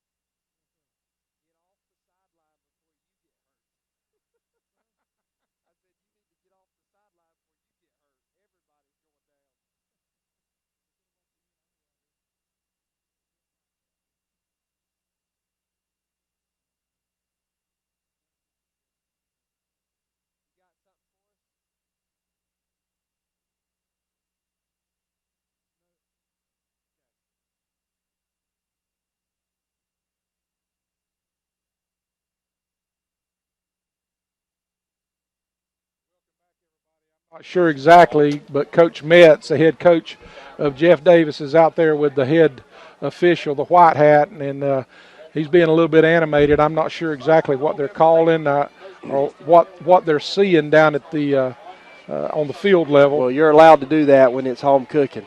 Yeah, I guess so. It's good to see number 34 up. He took a knee to the head, and he looks a little sluggish. Yeah, and he's their sophomore fullback, running back. He's the one that broke it down the sideline here, and he's the one that caught their touchdown pass. Dawson Jewell in at quarterback, but they're going to switch to the horseman, and Jacob's going to get the ball, and he's going to run it 5 down at the 2-yard line. And I'm telling you guys, we're not just talking about Carver just limping. He barely can walk at times on the field tonight. Yeah, he needs an ice bath. But he's got us down to the 1-yard line. And we're in that horseman package, and this is where they get heavy, and he bounces it outside. Touchdown, walks in untouched, Jacob Carver. Big, huge, big. Oh, man, a lot can happen here, but Jeff Davis's offense is not built to score quick. I say that. They broke a couple down the sideline. But here, 6:23 in the fourth quarter, and we score 22-13 here, and this extra point is big. It is big. It's huge. I don't know, do you kick it or do you go for 2?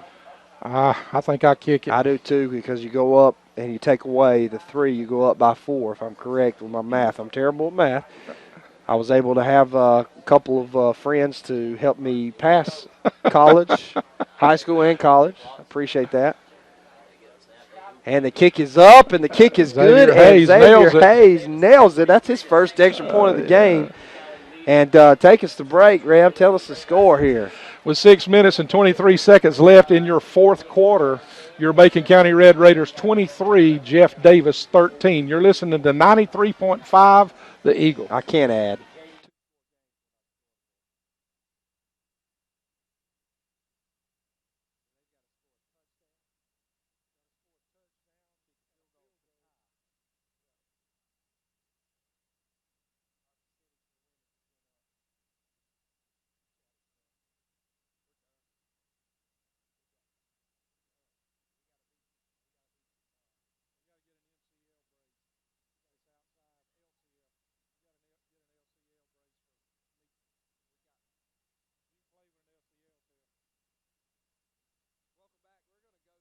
To our eyes on the field in just a few moments, brought to you by Family Vision Care, Shane Bennett, and just get a little feel after that touchdown. Shane, are you with us? Can you tell us what's going on the sidelines? How do you feel about it?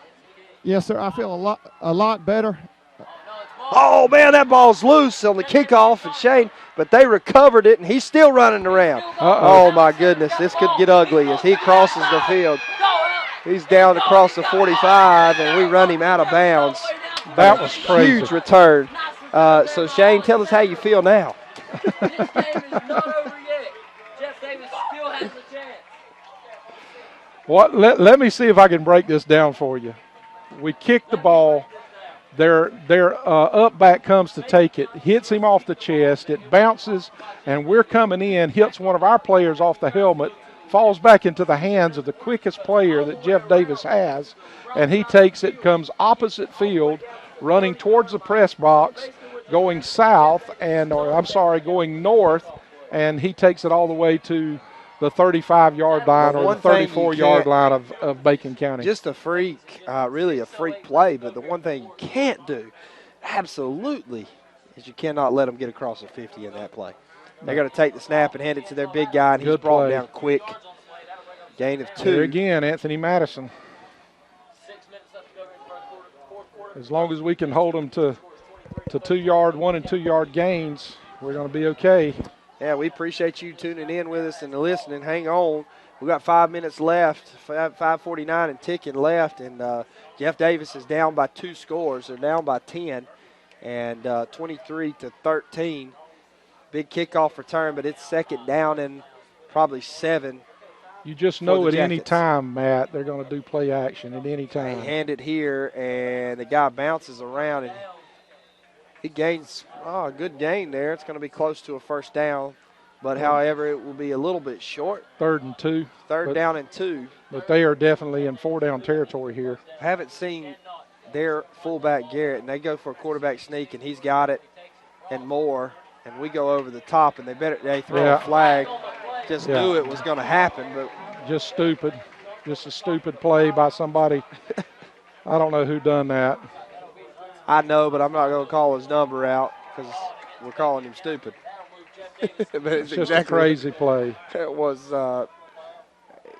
You just why? I tell you why. You do it because it's a rivalry game, and you want to give them life. It just happens. It happens in these kind of games. Those moments happen. I don't know if he's just trying to look good for the camera because there was no value to that whatsoever. Yep. Just flying over the top. No value. Watch too much Sports Center. 5:09 left. It's 23-13. And the referee officials are working it out. And that's a personal foul. And Coach Kofer's throwing his hands up. But you kind of did get the sense, though, even there, that's the right call. They're just kind of waiting for something, or maybe it's just me waiting for us to do something. I don't know.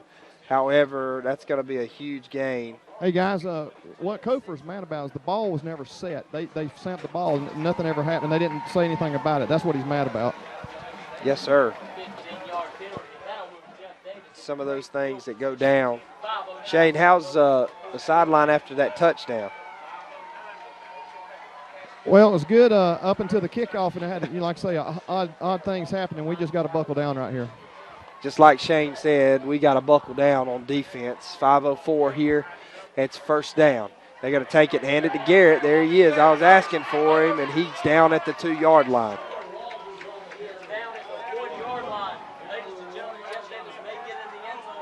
It's a little bit too late right here. They're gonna go in unless there's something barring a miracle right here. And they may do another quarterback sneak, and that's what they do. And touchdown, Jeff Davis. So you talk about their offense and how slow they move, and they, 2 minutes, or a minute and 30 seconds, and they move down and score. Yeah, just a freak play. We should have had the recovery. It should have been our ball, but as things would happen, the ball bounces. That's what they say. You never know in the way a football bounces. Now they're 23-19, and I don't know what they're going to do. Are they going to go for 2 here? If they do, they catch us off, but they don't. We're tired. We've had guys running here and there. We've had guys falling off and battling injury all night long, and we're still fighting in there and hanging ahead. This extra point is big. Snap, the kick is up. And it's good. He kicks it good there. So it makes it 23-20 here.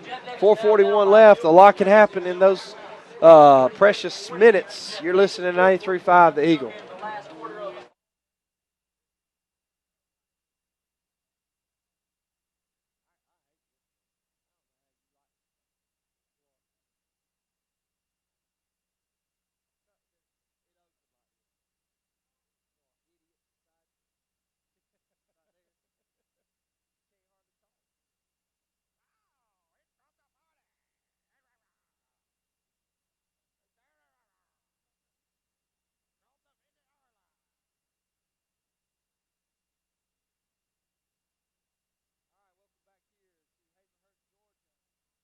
Jackets of Jeff Davis are up, just scored 20, and Bacon County 23. We're actually up, and we've got a guy back deep. We're expecting the onside kick here.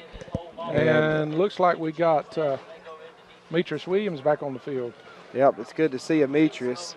Yes, we just hope a major injury doesn't take place. We're just praying because it's been a bad night. Franklin Brinson's back deep, and we're trying to fill in the gap. Do you kick an onside kick here, or do you kick it deep? I try to pin him deep, but I think you do. And he's actually teeing it up for the first time tonight, so let's see. He's probably going to try to hit the top of the ball. Number 85 is going to kick it, and he's going to kick it deep, and it's going to hit.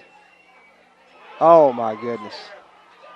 And I don't know if we got the ball or not. He's trying to throw the ball. He's trying to throw his flag out. As that was about a disaster, as they kicked it deep and we couldn't pick it up. Oh, they just got a flag. Looks like the sideline just got a flag. Awesome. They were back on the 4:25 to go here, 23-20. I'll take that 15-yard penalty. We will. We've got a 15-yard penalty here. Tell us did you see anything? I just saw a lot of mouthing that took place. Oh, a sideline warning. Okay. So warning, you didn't. Coaches were on the field there. And, however, it's going to bring out Jewell at quarterback. And it looks like we're going to try to run the ball now and try to run the clock out, as this is our running formation. Aubrey must be hurt. And so Jewell's going to take the snap and hand it to number 7. Nope, he's going to get it. He's a speedster, a little change of pace, and there he goes. He gets down the sideline, a move by Jewell, and that's the one thing he can do. And a good call there by our coaches. Change it up a little bit. You know, sometimes when I've seen this, when Jewell comes into the game, his speed makes a difference the first couple of plays. Yeah. Well, he is the quarterback of the future. He's going to be the one stepping up underneath center next year. I see Carter standing on the sidelines over there with his helmet ready, so I don't think he's injured. However, Jewell is getting his opportunity tonight, and he's going to take it and hand it to Carver, and he pounds it forward for a gain of 2-1 on the play. Second down and 8.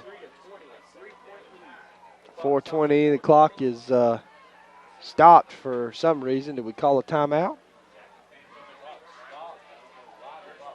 There he goes. Now it's started back running. Rig, number 77, seniors coming in. And I just don't know if we're healthy enough to finish this game. I'm praying we are. And there goes Jewel, and he's going to fall up in there, and he takes a big hit. Takes a big hit, and it's going to be 3rd down and about 6. Yeah. Man, I'm telling you, Jeff Davis is big, and they're pounding it. And that clock is ticking, and I think we're trying to just get out of here. That's exactly what we're trying to do. Because we're so hurt, That's why folks. we're trying to run it. We're so beat up. We've got Jacob Carver in the game, and both of his ankles are down, and we're going to throw a good little passing great catch by Ignacio Washington. Oh, that what was a huge. catch, and that come up big. And the one thing you said at the beginning was Ignacio was the difference in the game, and so far in these big moments, and I don't know, that may be the play of the game if we can hold on, because it was a big 3rd down and 6. Yeah. He dove, folks, on a stop route and made a awesome catch on an arid pass from our young sophomore. 3:10 and ticking, and it's 1st down. They're going to take it, and we're going to try to throw it again. He's going to throw it down the sideline, and Ignacio goes up, and the ball is incomplete. Out of bounds. He could literally outrun those guys, and they're dropping back 15 yards on him. Yep. We've thrown the ball, underthrown it just a little bit. That was not a bad pass. He left it to the outside and give Ignacio a shot, and that's all you want. Those are scary moments, though. But the thing about it stops the clock, and right now we need to be cranking the clock. Wesley Cothran is probably your most healthy option right now at running the ball. Yeah. However, we'll see what goes here. So far, it's worked. We're down to 7 seconds. We don't need a penalty. We're going to shift kind of to a heavy package, and we snap the ball just in time. And Carver picks it up, and Jules on the outside, and he dumps it, and what a play. And they're going to throw it, and he's marking it. And let's see what they're going to do. I don't know if he was beyond the line of scrimmage or not. Their coaches are going crazy. They've done. 1st down, though, and a great play by Jewel. And they just got another 15-yard penalty. And maybe that just helps to seal the deal there. I say that, and I don't want to jinx us, but that just throws it. And every year you have these calls when it comes to this game, doesn't it?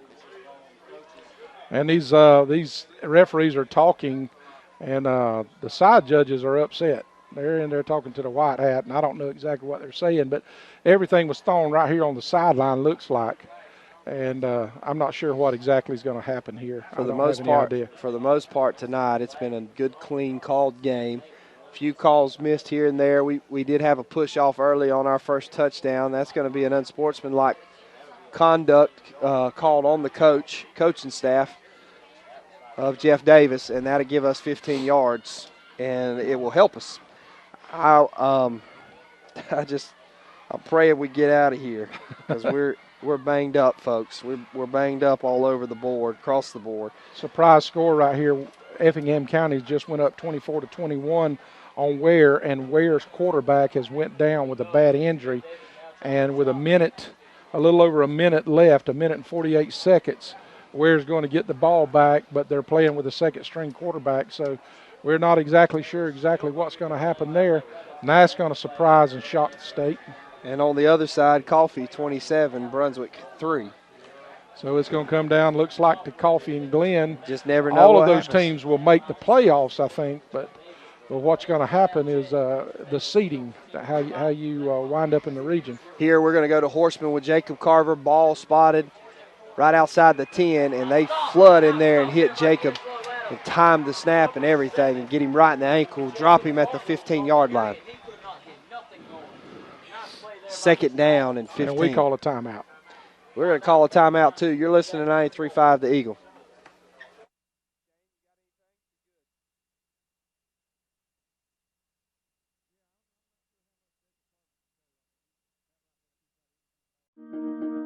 In this moment, it doesn't matter if you save money in 15 minutes.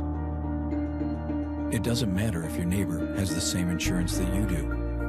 What matters right now is the quality of your independent insurance agent. Glad you're okay, Sarah. We'll take care of everything. And the company that stands behind them. Thanks so much for your help. No problem. Auto Owners Insurance.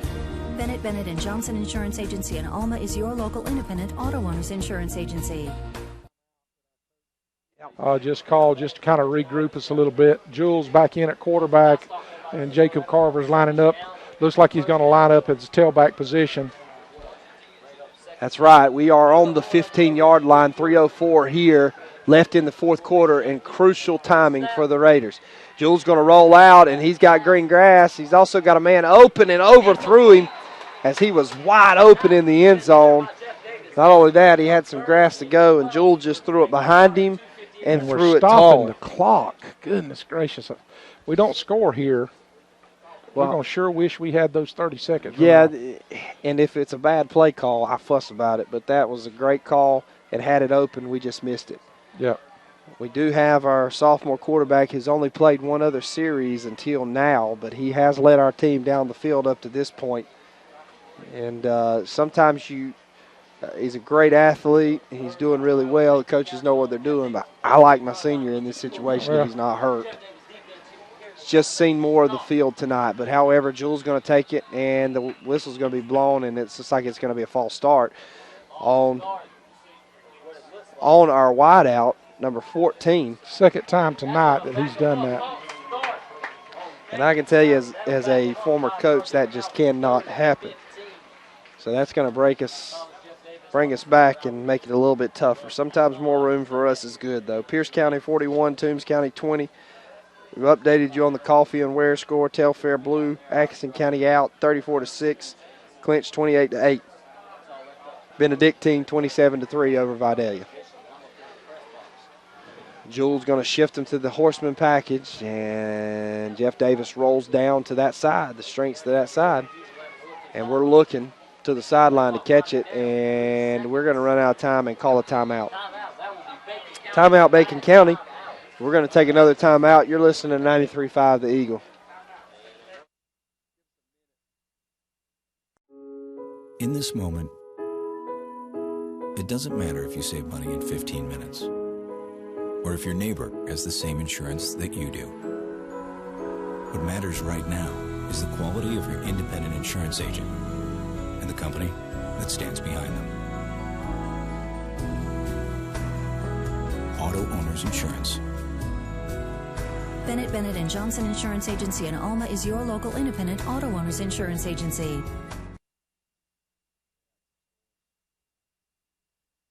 Everybody, as Jeff Davis breaks their huddle and comes to the looks like we've got the ball on the 20-yard line, and it's third and 17. Third and 17, we can get a first down inside the 3-yard line, or right around the 3-yard line, looks like. We need to get about 10 yards to kick a field goal here. I think you go for it. You're going to take that snap and throw it back, and it's called by Nacio. First down. What a catch by Nacio Williams. That is a highlight reel. That is a highlight. My goodness, at the very top of his apex, at the very top, he reached with all that he had. Nacio Washington. Another big play. Another big play, and that's first and goal. For and the you know Raiders. what, dear guys? Jacob Carver going to take the snap, and it's going to be blown out. Pastor got caught in mid-sentence. Did you choke on a bug there, or what? We were happened? fixing to run it, and I was, yeah. I'm a fan of the game. I get caught watching the game. Another false start on us. It's got to back us up a little bit. 2:45 here, and it brings up. Let's see. That's going to be first. It's still first and goal, correct? Yeah, first and goal. But it backs us up from about the 6-yard line there. Lowndes County 26, Lee County 7. Let's see. Colquitt 42, Valdosta 7. Camden County Wildcats 24, Tiff County 14, and Coffee is a final 27-3. Here it's 23-20, and Bacon County is first and goal. They're going to take the snap and hand it to Jacob, and he runs, and he's close to it down at about the second 2-yard line. And he just laid the wood. He's been wanting to get some of them linebackers. Just hungry. Jeff Davis calls a timeout. They're going to try to stop the clock there. And I think this may be their first timeout. I can't see. It looks like they've got 3 timeouts, and that would give them their first timeout. So 2 timeouts left. 2:19 left. Bacon County's knocking on the door. Looks like we're on about the 1 yard, maybe 2 yard line. From where we sit, we can't quite see where it's marked, but I think it's on about the 2 yard line, and it'd be second down and goal. And gutsy performance by Jacob Carver, one that people are going to remember. It scares me being somebody who has had an injury to end your career. Jacob's got a career in football. He's just got to learn to take care of his body. Sometimes those injuries are unfortunate. However, these are just ankle sprains and strains and stuff, but it takes a little while to get over them. But he has been gutsy, be honest. Yeah, well, you're right. You are right. You begin to favor. One timeout left. One timeout. Thank you, Shane. And we're going to shift, and we're going to give him a chance to Come score. on, Big Dakota. False start by senior Dakota Screws, who's done that for the first time. But I'm going to tell you, Dakota's played. He has played one kind of game this year. Tonight, in fact, if there's somebody that I can point to on our line that has helped stop the onslaught, and you know what, Matt, this may not be a bad thing right here to back us up a little bit. Yeah, because Jeff we Davis need that is clock. big. Yeah, Jeff Davis is big. We've said it all night long. We're banged up. They're big. They fought hard. A touchdown right here would pretty much secure a victory, if barring some crazy, bizarre play. Jacob takes it, and there he goes, and touchdown. Untouched. Great blocking. And he looked like a fresh Jacob there. Little hobble, but touchdown, however. We're excited here. Boy, I tell you what, you talking about Band-Aids and ace bandages right here. We've come here, we're hobbling off, and, a small school that's playing in a AA division like we are, and our players are having to go both ways. This time of year, we really get banged up. We're going to go kick it this time. Our kicker is going to be our Xavier Hayes, and our holder will be our quarterback. Xavier is a left-footed kicker, and he's been working on it for some time. Usually Carter does the kicking. However, Hayes is 1 for 1 tonight, and he is 2 for 2, and it's good. 30-20 with 2:16 left to go in the fourth quarter. And Shane. Can I say something before you do that? My hat's off to Coach Ken Cofer and that coaching staff. We were up here playing armchair quarterback, talking about bringing in a sophomore quarterback, and he knew exactly what he was doing. That's not taking anything away from Aubrey Carter, who has played an outstanding game tonight. But we needed to be able to run the ball, and we needed the option, the little speed option that Jewel brought to us, and I think that was an excellent call. Congratulations to our coaching staff and to our guys that just gutted it out. And we're up here. Exactly. That's why they get the big money, and we just get to give an opinion.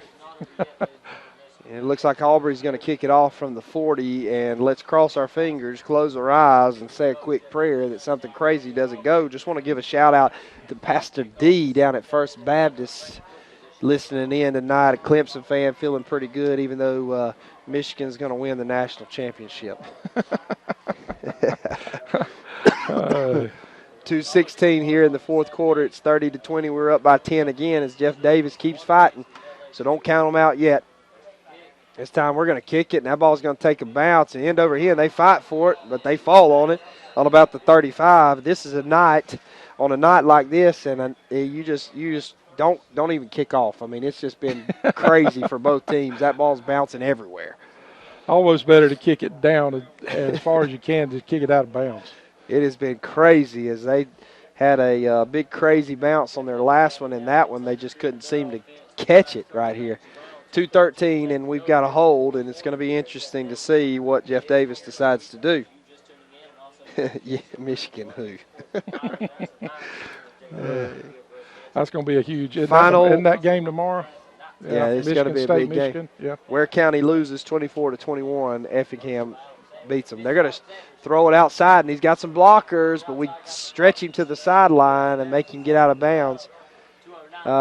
Going to cross right at about the 40-yard line. It'll be second down and 8, 6 maybe, something like that. About I can't 6 count yards. tonight. About 6 yards. We've enjoyed our 2:09. time here in Hazelhurst. It's been a while. You were saying 2:09 left. Yeah, 2:09 left. It's been a great crowd, a homecoming crowd. We congratulate again Madison Tire for winning the 2015 Homecoming Queen here. Another pitch. They're going to stretch him. We stretch him to the sideline and knock him out of bounds after a gain 6 yards and a first down. Yeah. I really, of course, here again, playing armchair quarterback, I don't know why, as good as that, they've thrown one pass tonight and their quarterbacks threw a touchdown. I don't know why they don't run some down our seams just to see what they can do. But they actually spotted him short, so 3rd down and 2 for Jeff Davis. Ball on the 45. They're going to same pitch, and this time he gets it. Wesley Cawthorn with a cleanup hit. Oh, and my it's going to be goodness. short. Wesley, my man, way to bring the wood. Wesley rolled off of his block, spun That's around, the way you and play laid, like you said, the wood. And 4th down and short, and the game could end right here. 1:45, and our defense can hold. But they quarterback sneak it, and that guy's got some speed. And it's going to be a first down.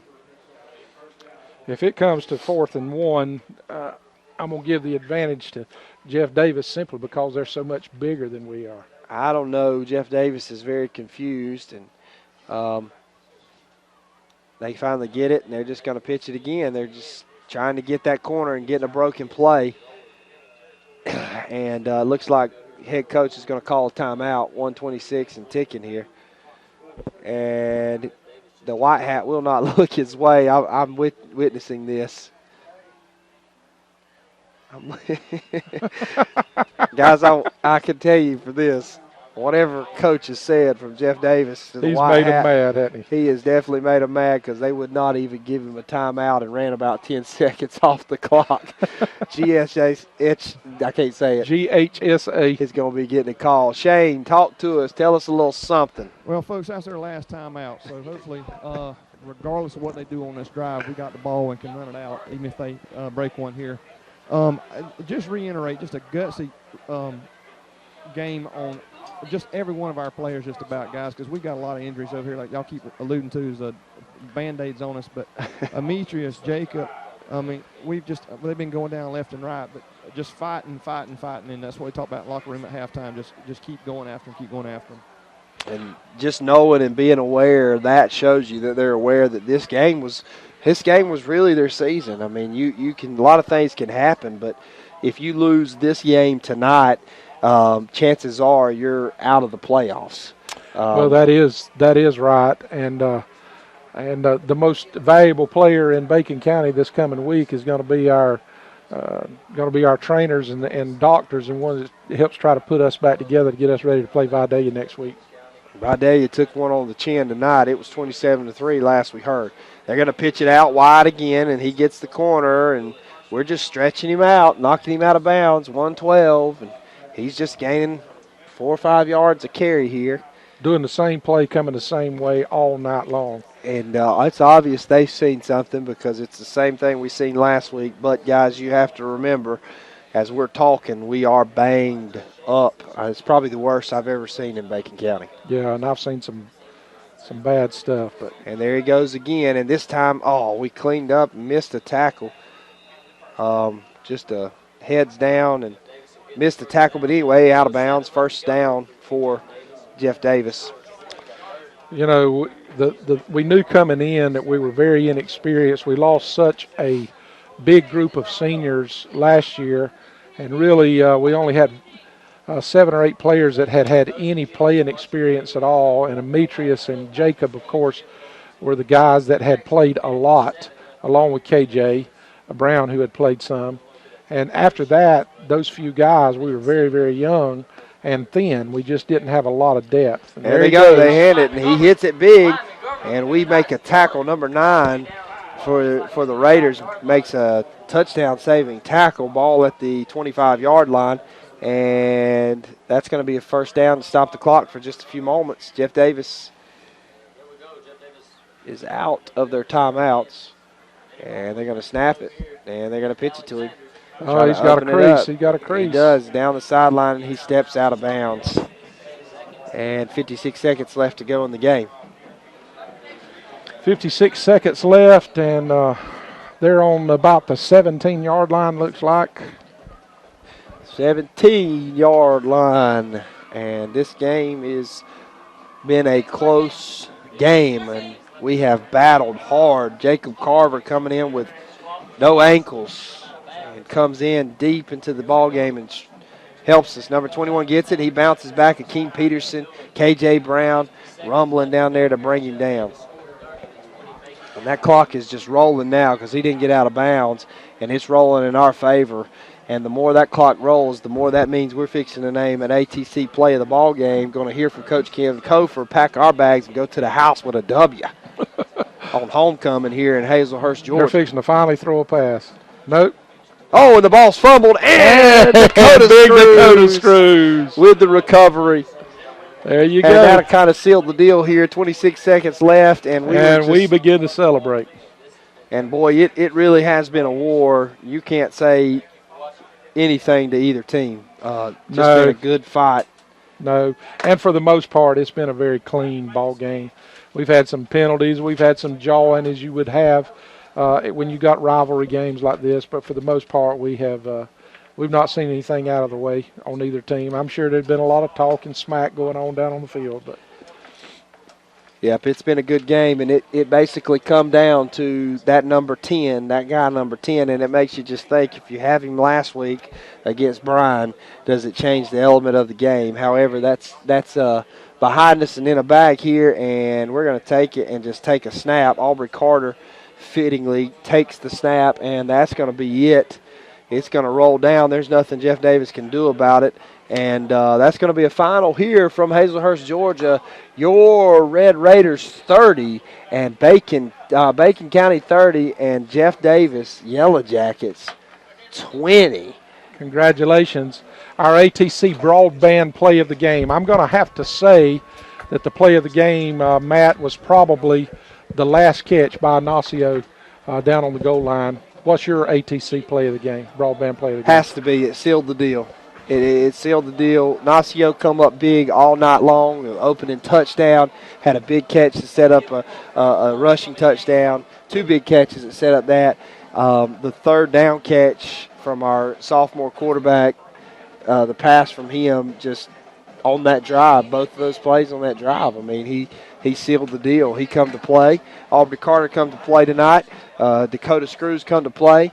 The whole team, just a gutsy performance. And we're going to have our band that's going to actually play after the game, so you guys can stay around and support them, listen to them, watch them. Coach Ken Kofer in what is a very satisfying win, I'm sure. He's had his own troubles this week with some health troubles, but he's down there meeting he's very proud, and I want to tell you something.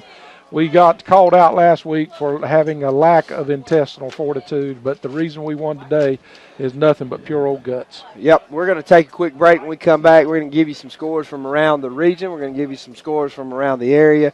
We're going to hear from our head ball coach, Coach Ken Kofer. Thank you for listening. Travel safe if you're turning us off. If you're going, if not, you still got a post-game show coming to you. You're listening to 93.5 The Eagle. Just give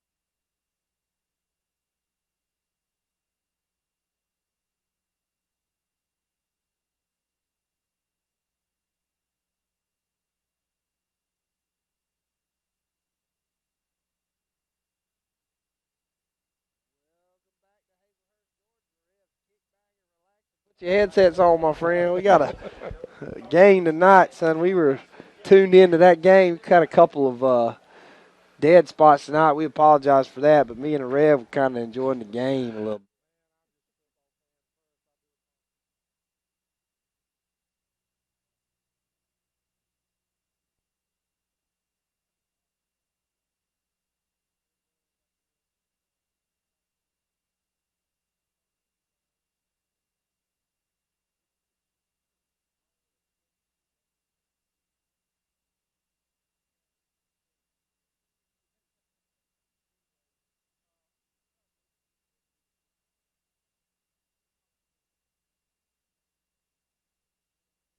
Getting too old. Ain't much time left to push.